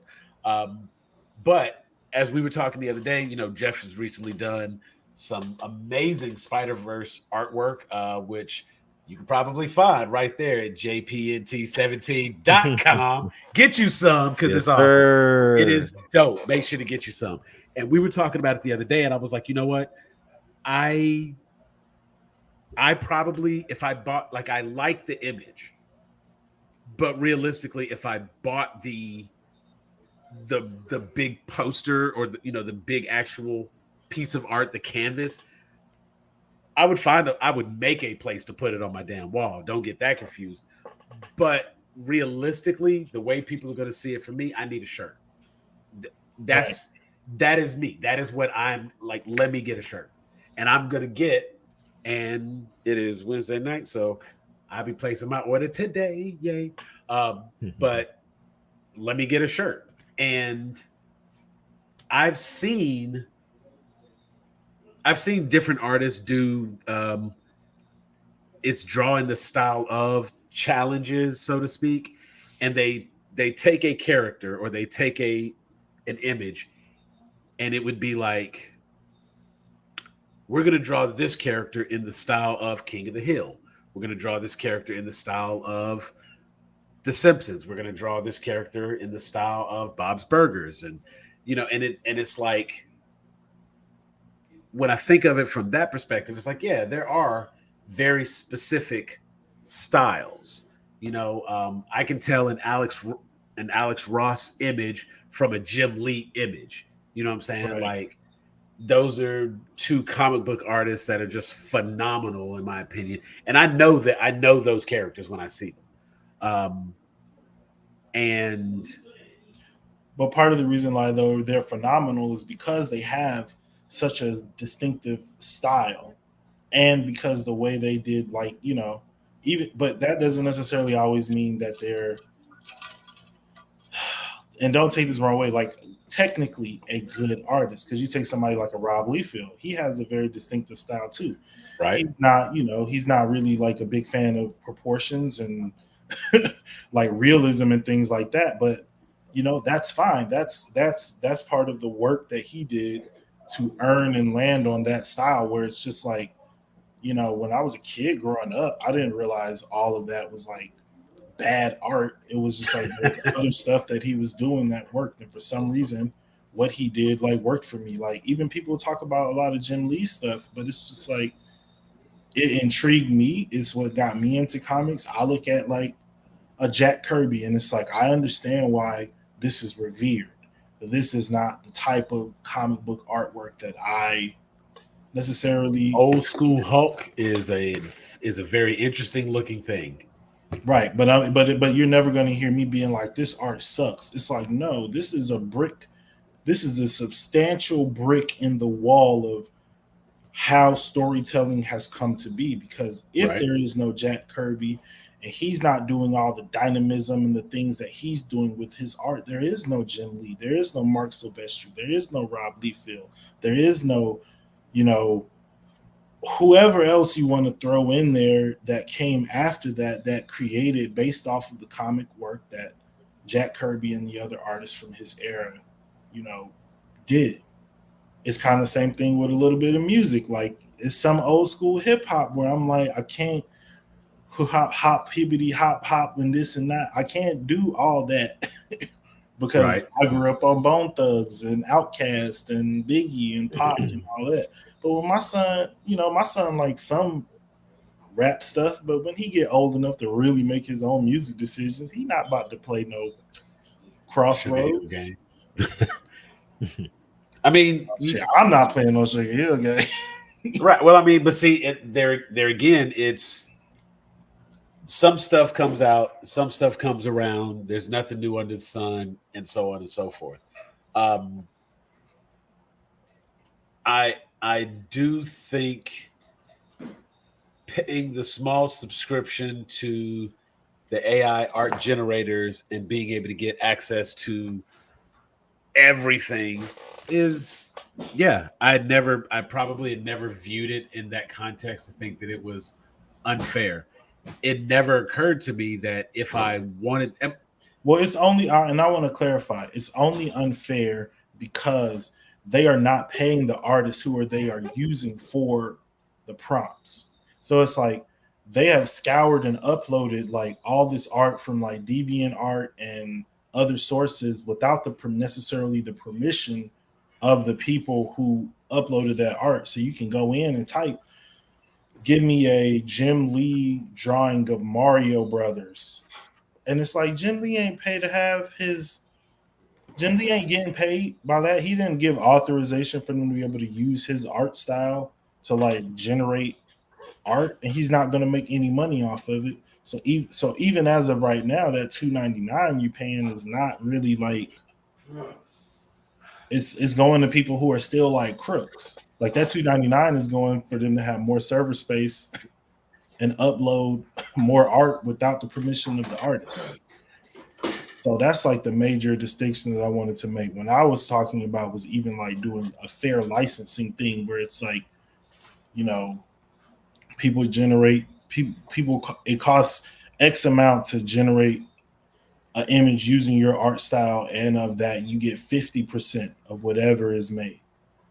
Now that $2.99 subscription gonna go up, and people gonna really have to start thinking about what they want to be generating art and how much they really want to feed into this AI to make it smarter and better, because it ain't just some $2.99 blanket fee. Right.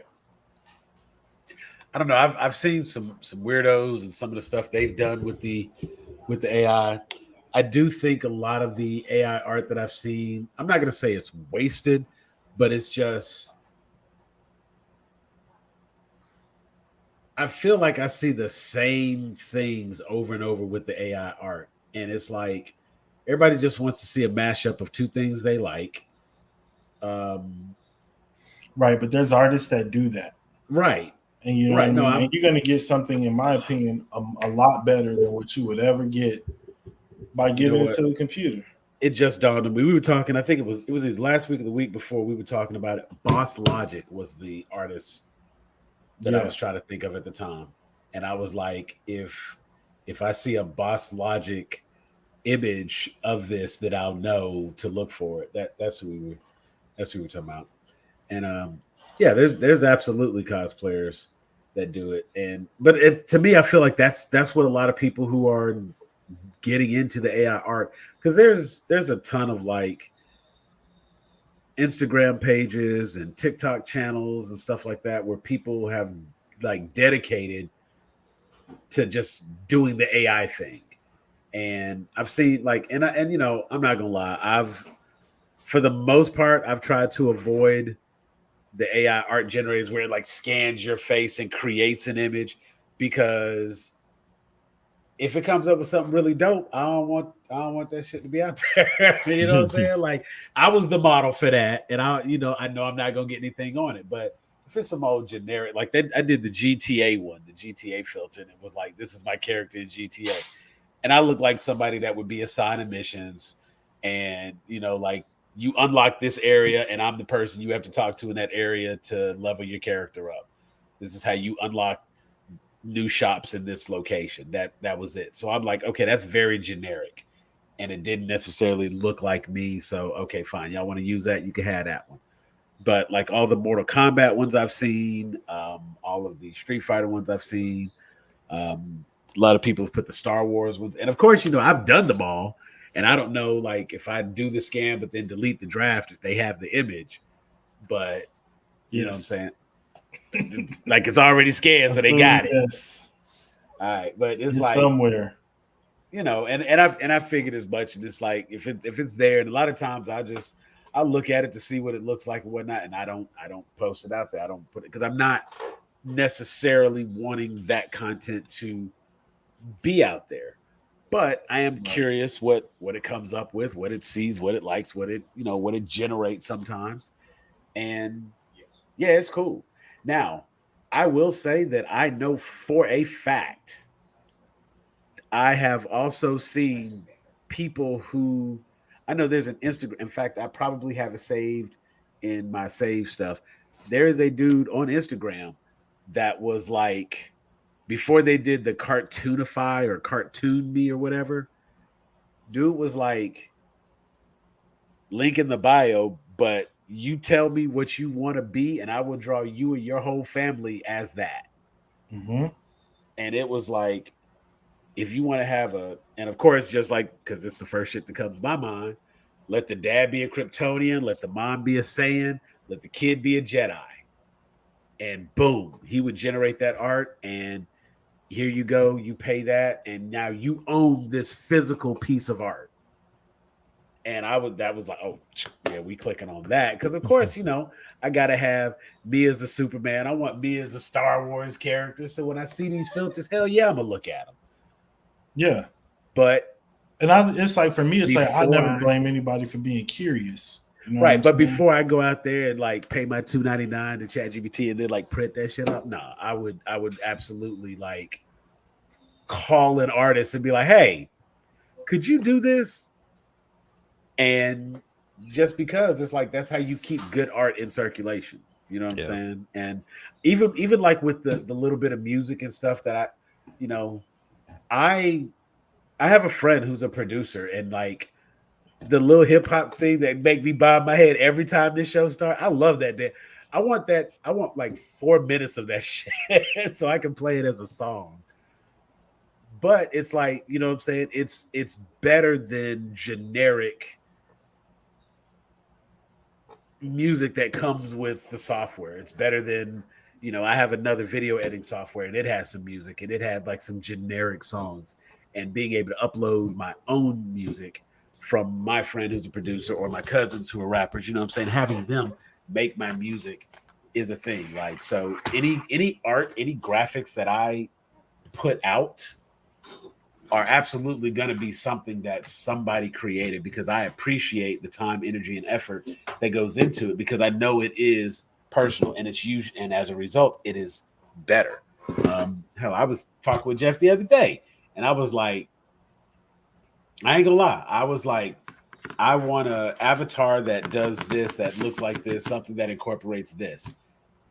None of the shit that it gave me was even close. I was like, you know what? No, I need somebody that knows me to draw this shit, because AI doesn't know me. Like, and I can't explain to it who I am to make it make sense and make it better. You know, I can't talk to it. We can't have a conversation. And even if we did, it would just be me talking, and it's not going to understand. It's not going to get my whole personality in a quick conversation. Right. It hadn't talked to me more than once. It can't look at my room and know what I'm going to like. It's not going to instinctively know what colors to use. It doesn't understand like what the implications of even being like a Superman fan in modern day society like means. Right. You know what I mean? So it's like, it's probably just gonna be like, yeah, Elder Geek Sam with the big old S on his chest, and it's like,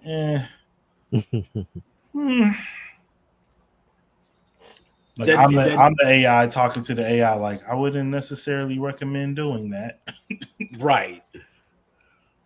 And that's called a conscience. And that's the thing that they're trying to create in this AI. And it's just like, on one hand, it's like it'll never happen. But on the other hand, it's like, when it does happen, it's not going to be what you think it is.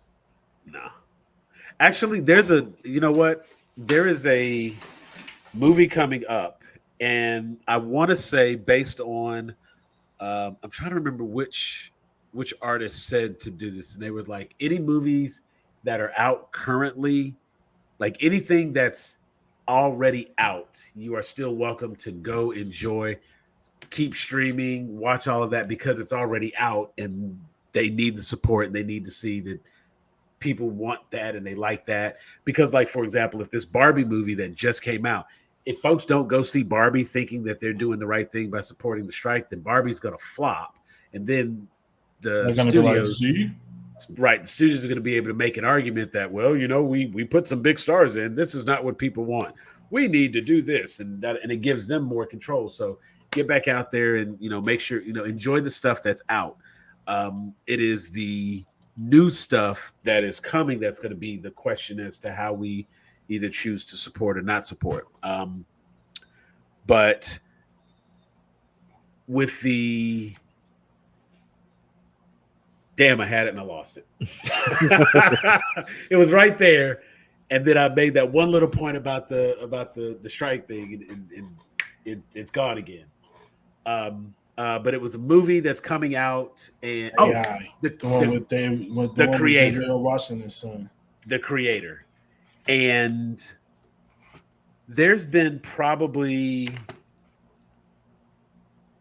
one that had Jennifer Garner. Was it Jennifer Garner?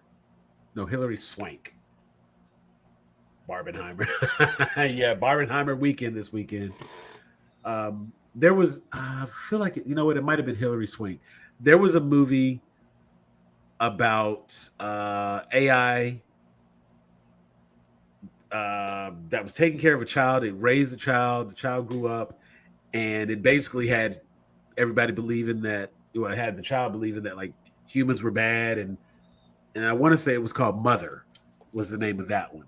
And I feel like it was Hilary Swank in that one. That was another similar to what we're seeing now. This one, the creator looks to be the opposite, where it is like robots are over here doing their thing, and they have taken over to a degree. The robots want to be free, which is like interesting. And they are now trying to, it looks like they're trying to make I don't know if that would qualify as a cyborg or an AI, but it looked to be like it was a child with like some robotic brains. So it's like if the body can still grow, but it thinks like a robot or has controls and acts, you know, acts like a cyborg to some degree. I'm fascinated. Of course, I'm like, oh hell yeah, I want to see that. I definitely want to see that. And the cast definitely has my attention too. But it's like something like that does kind of make you wonder how AI. And again, it's just like, why are you pushing this?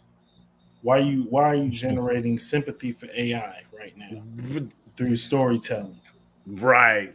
Hey, what's going on with that? Why are you trying to show me like, nah, because like in the future, like AI is gonna be like kids and people. And it's like, I don't want that. Like, it's basically iRobot, right? It's like you guys treat us like we're disposable.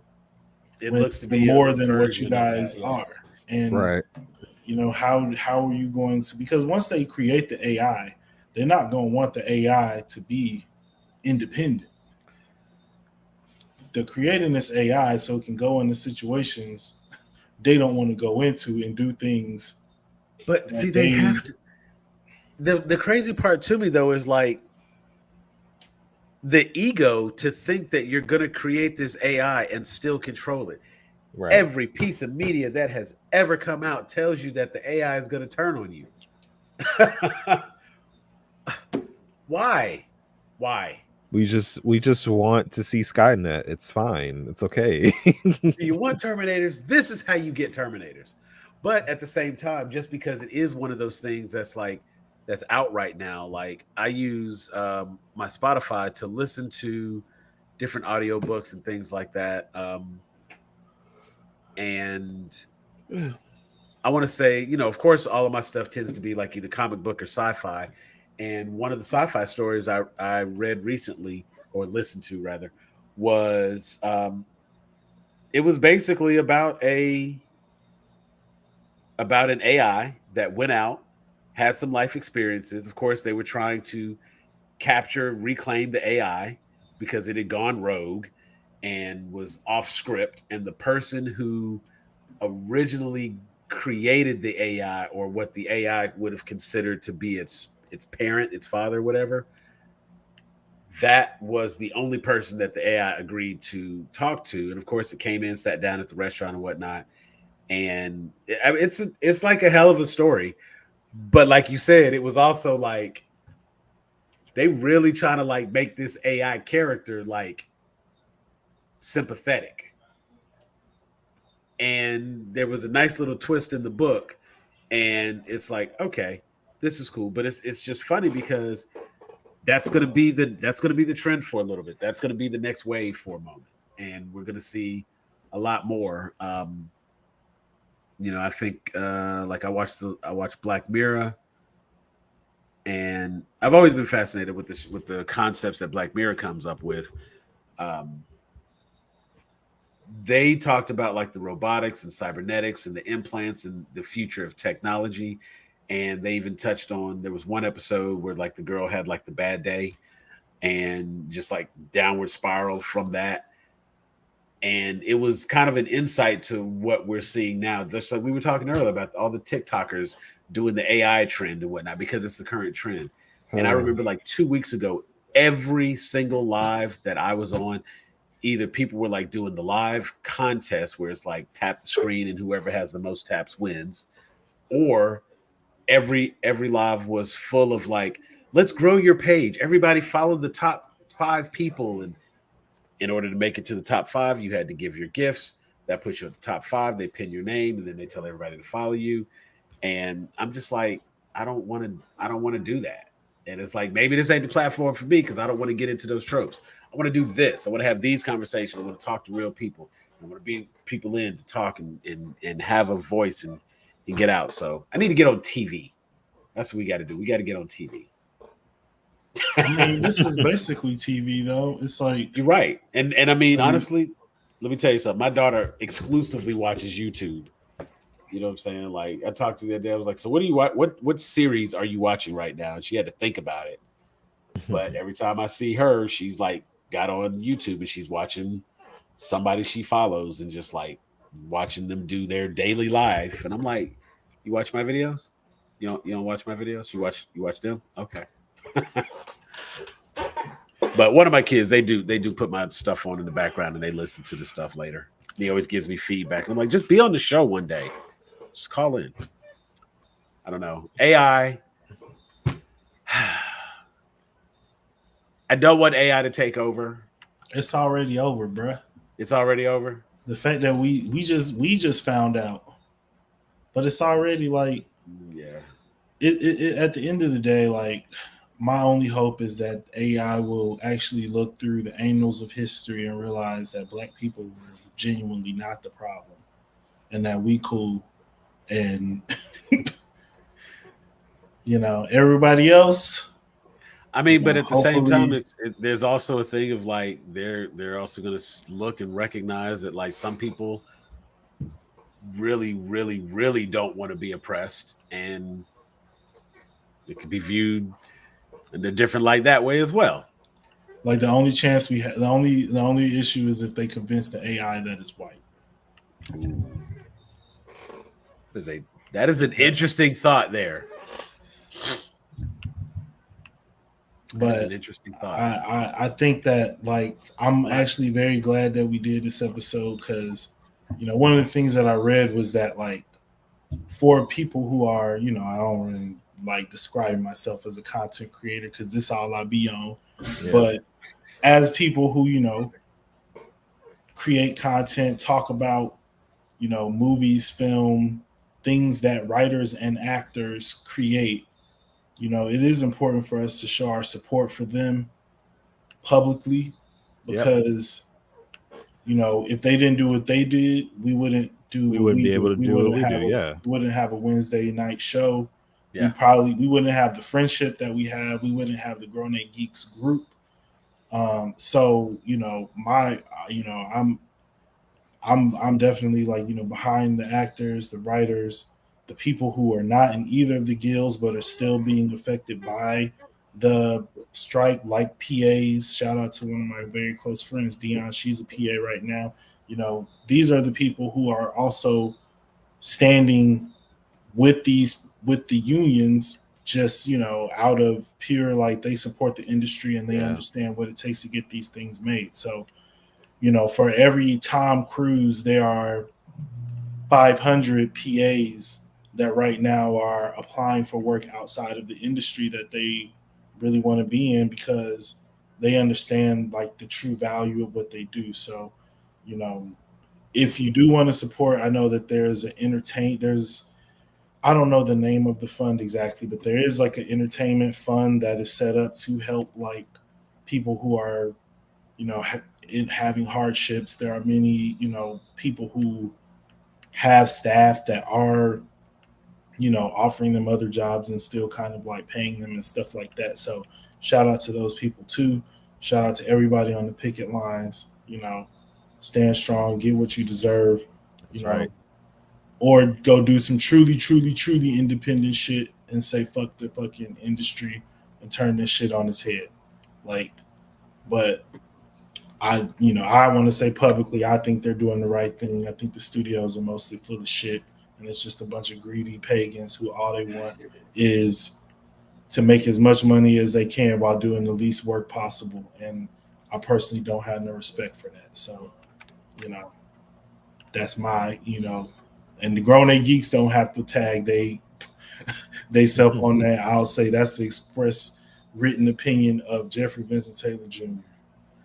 Oh no, I chose the title card that I chose specifically because I don't think there's any question of the people that were going to be on the show, and I would have opened the floor had anybody wanted to jump in and try to make an argument on the other side, because the link that I discussed earlier, matter of fact, you know what, I'm gonna pull that up, and because normally I'm one of those people like, you want some attention, let's give you the attention you're looking for. I can be king petty sometimes, but this is not one of those times. This is my boy, and he had an interesting perspective, not one that I necessarily agree with, but I thought his comment was interesting, and I wanted to bring that up, just so we can all see. Tie screen. We'll do that. Boom. Boom. So here, of course, I posted the link, and I actually have it as stated right as I really start to work on being a content creator too, because of course this particular article specifically says how to support the SAG-AFTRA WGA strike as a creator. So, first and foremost, I am absolutely in support of, in my personal life, the job I happen to work. I'm a part of a union as well, so union strong. But his comment was, this strike does not include self-employed content creators. This only involves those being contracted to movie, TV studios as either actors or writers. No content creator that I know of is being affected. That includes the number one content creator, Logan Paul. While that tells me everything, That's while it tells me everything right there, at the same time, it was like the idea was, they had some opinions on it. Now later on, they go into let me see if I can find just their individual comments on it later.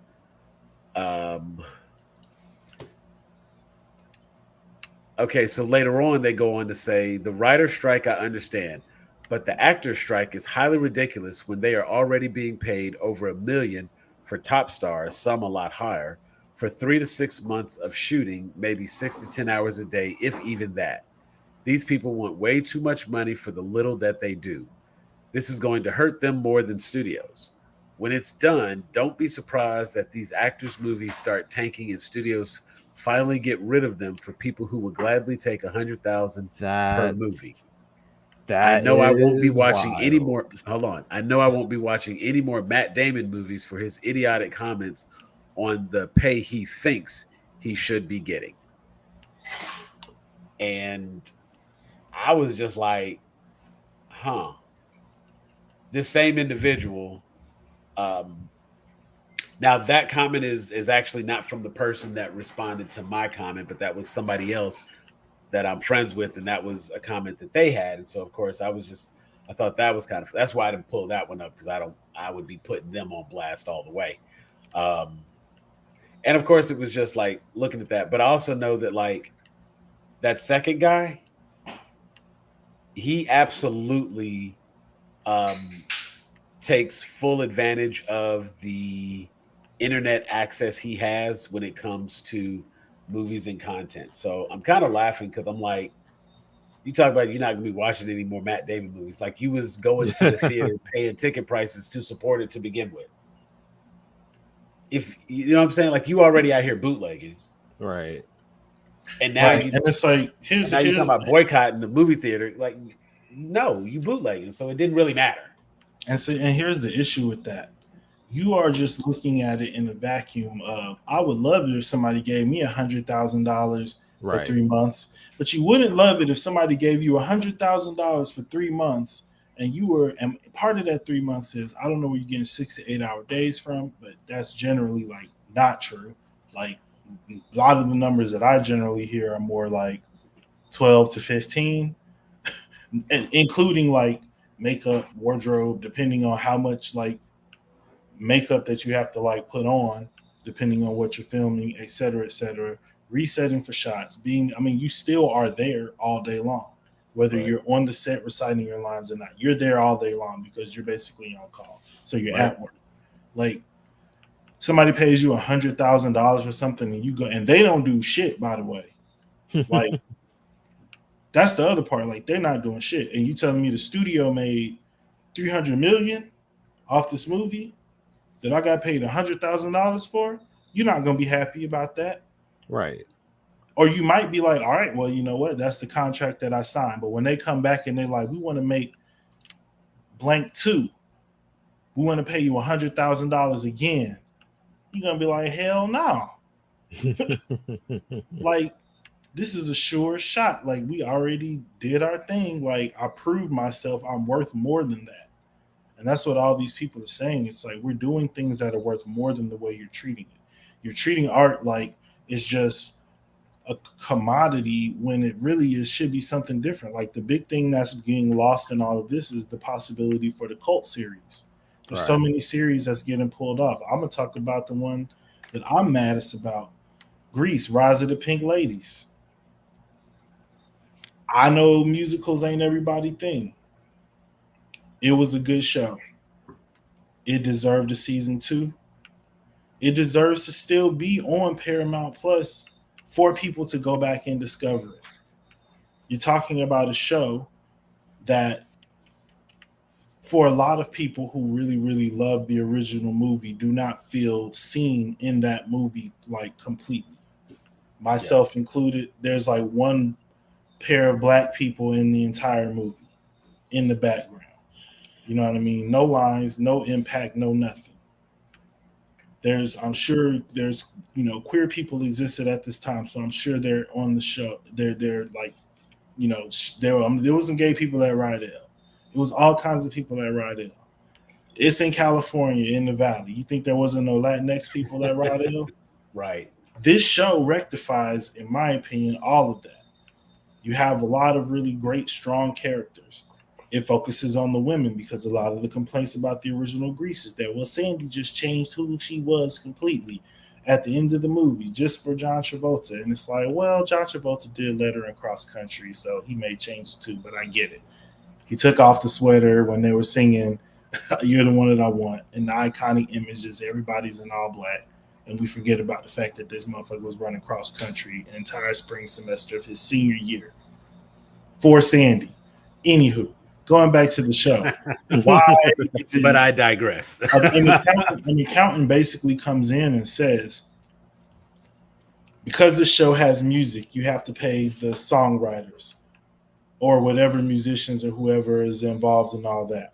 And you have to pay the performers a certain way because it's not just them acting, it's acting, singing, and dancing. And you have to pay the creator, and you have to pay this, and you have to pay that by keeping this show on the platform because it didn't, explode out of the gate. Granted, in my opinion, they didn't really do a good job of like really promoting it and promoting what it was about because I think that they were scared of the backlash of some of the more progressive ideas that they were pushing within the show. But it's like musicals are pretty much run by like women and gay people. So I don't understand how there's no conservative musical that's actually good. Like, it's just not going to happen. But, there's some really great performances. There's some really great songs. The songs you can still hear on Apple Music, on iTunes, on Spotify. A lot of the music video sequences, like the song sequences, are also on YouTube, so you can watch those. Some of those are really creatively done because they would go into the dream sequence. And it makes me upset that like people aren't going to be able to like really string this narrative together because it was a really well done show. The cast was amazing. And you telling me an accountant can just come in and be like, even though we have the whole point of the streaming platform is so I can go watch whatever the fuck I want to watch whenever the fuck I want to watch it. Right. No, just consume product and prepare yourself for next product. Exactly. That's all you need. Like, it's sad, man. It's sad that that all of those people's hard work and dedication was just discarded that way and not even considered based off of the merit of what they created. It was just all about the fact that like, the numbers just start numbering. And it's like, that's your fault, man, not mine. It's because you don't value art. It's because you don't appreciate what we do. And, if you're going to reduce everything just to like opening weekend, hitting your numbers, hitting price points, hitting this, it's like you got no shot because you're never going to make anything that's real. You're just going to be making women in red dresses and not even understanding why Neo turns around every single time. So you can't even make another one. You're going to be like, well, what about a woman in a blue dress? Somebody give a fuck about a woman in a blue dress, dog. But because you don't understand art, you don't understand why the red dress is what makes it important. or you're not an artist and you don't understand why it's the fit of the dress, the cut of the dress, the overall look. What are we playing into? What is the aesthetic? Like, people have studied this. It's not just, that's why, when we were talking earlier, I'm like, it's not just some like, oh yeah, I was just born an artist. I came out with the little the little palette and paintbrushes in my hand. This not Divergent where you just go up and you take some mental test and you're like, oh, you're an artist, you should do this. It's like, what I'm saying? Just like everybody, just like people work hard to get good at video games, people work hard to get good at sports, people work hard to get good at all this stuff. It's like art is the exact same way. Every single artist who is worth a damn is worth a damn because they work super, super hard to get where they are. And that includes, the performers. And the problem is the business people who are controlling everything, you can't say the same about them. They're not all where they are because they worked really, really hard to get there. And that's why they don't value or understand or they're not able to spot and see when people are where they are because they worked really, really hard to get there. A lot of them are entitlement. A lot of them are legacy. They got in the university because grandma and grandpa paid a big money. Your name's on the building. Nepotism. And nothing wrong with a family business. But just keep it a buck when we're talking about how you got where you got. Right. And how you got what you got. Yeah, you worked hard, Bryce Dallas Howard, but your daddy being Opie did not hurt. Your daddy directing Apollo 13 did not hurt when it came to you getting directing opportunities because you were just in position to understand things. You were in position to ask questions that other people didn't get to ask. It's not saying anybody did anything wrong by giving you opportunities, and you made some really, really good art when you got your opportunity, and I respect that. Ken Griffey Jr., great baseball player, better than his dad. But we're not going to act like part of the reason why he ended up being better than his dad is because he was always at the ballpark with his dad. Right, Barry Bonds, greatest hitter of all time. His daddy played baseball. His godfather is Willie Mays, for God's sake. Like, you got to be good at baseball. But he went in and he worked hard because he understood that working hard is part of it because he saw people who were truly great at it working hard to be great at it. And it's just like, if all you doing is like crunching numbers, yeah, you great at that, but like you're not great at, you don't understand all the other stuff that it takes to create the things that you crunching the numbers on. It definitely makes a difference. And in many cases, if you're not connected to it, sometimes on an emotional level, if you're only looking at it, just by the numbers, you see the black and white when you should be in the gray. And that's one of the things I believe about art. Art exists in the gray. It's a mixture of colors. And if you want to delegate, break everything down to just black or white, you're not getting a full picture. You're only getting positive. You're only getting negative. Not to now that might have went over some folks' heads. I don't know. But you know what I'm saying? You really got to get in there and you got to try to see the whole picture. And I think sometimes that is missing.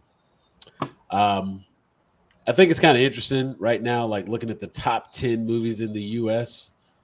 Boss Baby is coming in at number 8. That came out, and we're still making that. No, I think this is one of the older Boss Babies. It's climbing up the corporate ladder. This is the 2017 climbing up the corporate ladder. That is a child. The 2017 Boss Baby is number 8. Captain Underpants, that was 2017, is coming in at number 6. Bird Box Barcelona, Ride Along 2 is taking up the number 2 spot right now, and Ride Along 2 was a 2014 movie. Jeez. And the number one movie on Netflix right now is Puss in Boots: The Last Wish, that came out in 2022. Only reason I point that out is when you think about these people who are asking to be compensated fairly, this is Netflix, probably, the number 4 in terms of, like, I saw a list of like where people stood in terms of what the streaming services are paying out and like what they make in a month. Netflix is in the billions monthly. Yeah.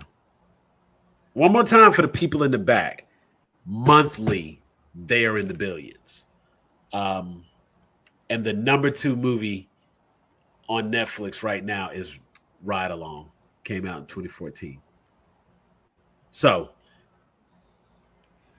and whoever made Ride Along is making money off of that being one of the number 1 movies on Netflix right now. But the people who were in Ride Along and the people who wrote Ride Along ain't seeing none of that money. And that's why when people be like, "Oh, you should just do it for 100,000 and be happy," it's like they ain't doing it for 100,000. Like, okay, once you recoup what you put into it, like you really are telling me that like what I did ain't shit. Divide all that amongst everybody that worked on that. Like, come on now, it's not hard. It's really not. Exactly. Like, I don't want to hear about overhead. Fire some of them high-paid, high-priced executives in. That's what's I doing. They have to have their vacations. I ain't doing shit. Have a permanent one. Yeah. Right. There you go. You get promoted to customer. What they used to say. You know what? We're gonna give you the highest honor, the highest position available. You're gonna be our audience. Damn. Because that means the most to us. We want you to. We work for you, technically. Right. So, I just wanted to share that little tidbit. Everybody, be sure to enjoy your content. Like anything that's already out, that's already been created. Show the support. If you in the industry, don't scab. Yeah, don't scab. And you know what? If you're not sure, check the links that I've posted in this chat. It tells you what you need to know. If you are unsure of where to be in this argument, just to be more informed. Like I know where I stand and I know where I think people should stand, but it is not up to me to tell you where to be. You have to make that decision for yourself. But make an informed decision. Don't make it based on your feelings and what you think actors do and don't do, what they go through and don't go through, what writers do and don't do, and what they do and don't go through. Read up on it, get the information, read the official statement, be knowledgeable in your opinion when you make it. And be humble in your pursuit of the truth. Mm-hmm. Man, don't go into it like I know they make this blah blah blah. I'm just here to confirm my already preconceived bias. It's like, okay, well, don't keep looking for that cosigns. Get it from the source. Right. A lot of people like to do very unique research. Well, I found this one person on this one YouTube that said something I agree with and said what I said, so that now it's true. That's why I posted the official SAG-AFTRA and WGA comments and statements and posted a link that'll take you to that, because I'm not on the picket line. I can't tell you what it is on the front lines, but I do know people that are. Absolutely. I have friends and I know people who are out there and on those lines, and I stand in solidarity with them. Facts. That's gonna do it for us. And if you didn't, this will be my last episode. No, fair enough, man. Fair enough. You know what I'm saying? I like I said, I wanted it to be a dialogue. I wanted it to be a discussion, and I'm always open to hear and learn stuff, because I get stuff from you guys all the time that I don't know. I know a good bit, but if I don't know, I shut up and listen. You know what I'm saying? Like, what I think don't matter if somebody can tell me what is. You know what I'm saying? And that's the part that I've learned to in my lifetime to get better at. If somebody knows what the facts are, my opinion on the facts don't matter, because here are the facts. Facts. and it's just that simple. So if there are details that I don't have and you bring them to light, okay, well then that might change my whole opinion. So that's what happens when you get new information. That's just it. When you know better, you do better. Exactly. So before we go, we're going to pop that QR code up there one more time. Yes, Scan that sir. QR code. That'll help you find us everywhere we are. That is our link tree. That'll take you to the Facebook group. You can find the Twitch account. You can find the TikTok. You can find the Instagram. Trying to get a little bit better about getting the stuff and the content posted in all those different places. Make sure to follow Heroic Hat on everything. Everywhere you want to find him, he is Heroic Hat. Everything. Check out jpnt17.com so you can get your shirt, your artwork, your fantastic piece of merch, because it's some really cool stuff there. I got some.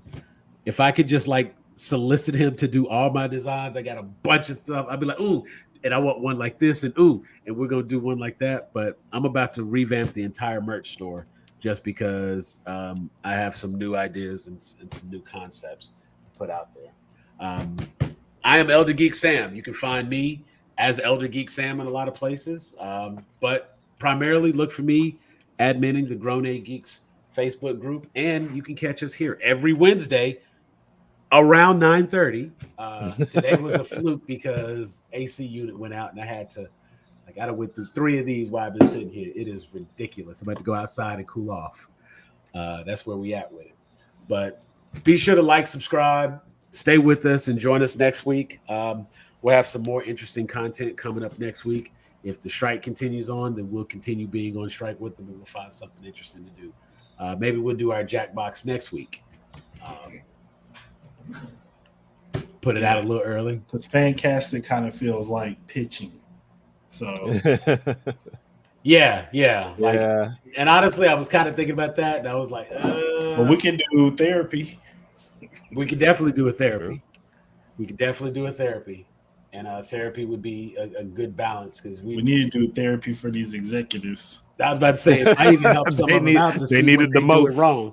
They need to get on the couch. We can tell them what they're doing right and what they're doing wrong. Everything. It just comes down to a lot of times they're just being greedy. Mm-hmm. You got 3 yachts, you want 4. Once you get your 4th yacht, well, if I got 4, I might as well have 5, right? So that's where that comes from. But I was about to throw that picture back up there, just put it on the screen, just like bam, Spider-Verse. That's the type of stuff you can get at the website. Look at that, jpnt17.com. Look at that. Actually, I need to put that one on the shirt. I haven't yet. Oh well, that's the one I want on the shirt. Okay. Well, you know what? Then I will have to get another shirt when that one's available, because I know you got another. I can do it tomorrow. Yeah, hey, I'll do it soon. I know you've got another one because somebody bought one already, and I saw that. So I'm like, I know one of the ones I want is there, and so the profile, the first one I did is up there. Yeah, so that I'll be getting that one, and I'll get this one. So gotta have one with Hobie on it. Gotta have that. But at this point, folks, I'm just rambling, and that's what I'll do. So we want to thank you for being here with us. We appreciate you watching. Be sure to like and subscribe. Follow us on everything you got, and we will see you next time. But for today, we are out of here. Peace.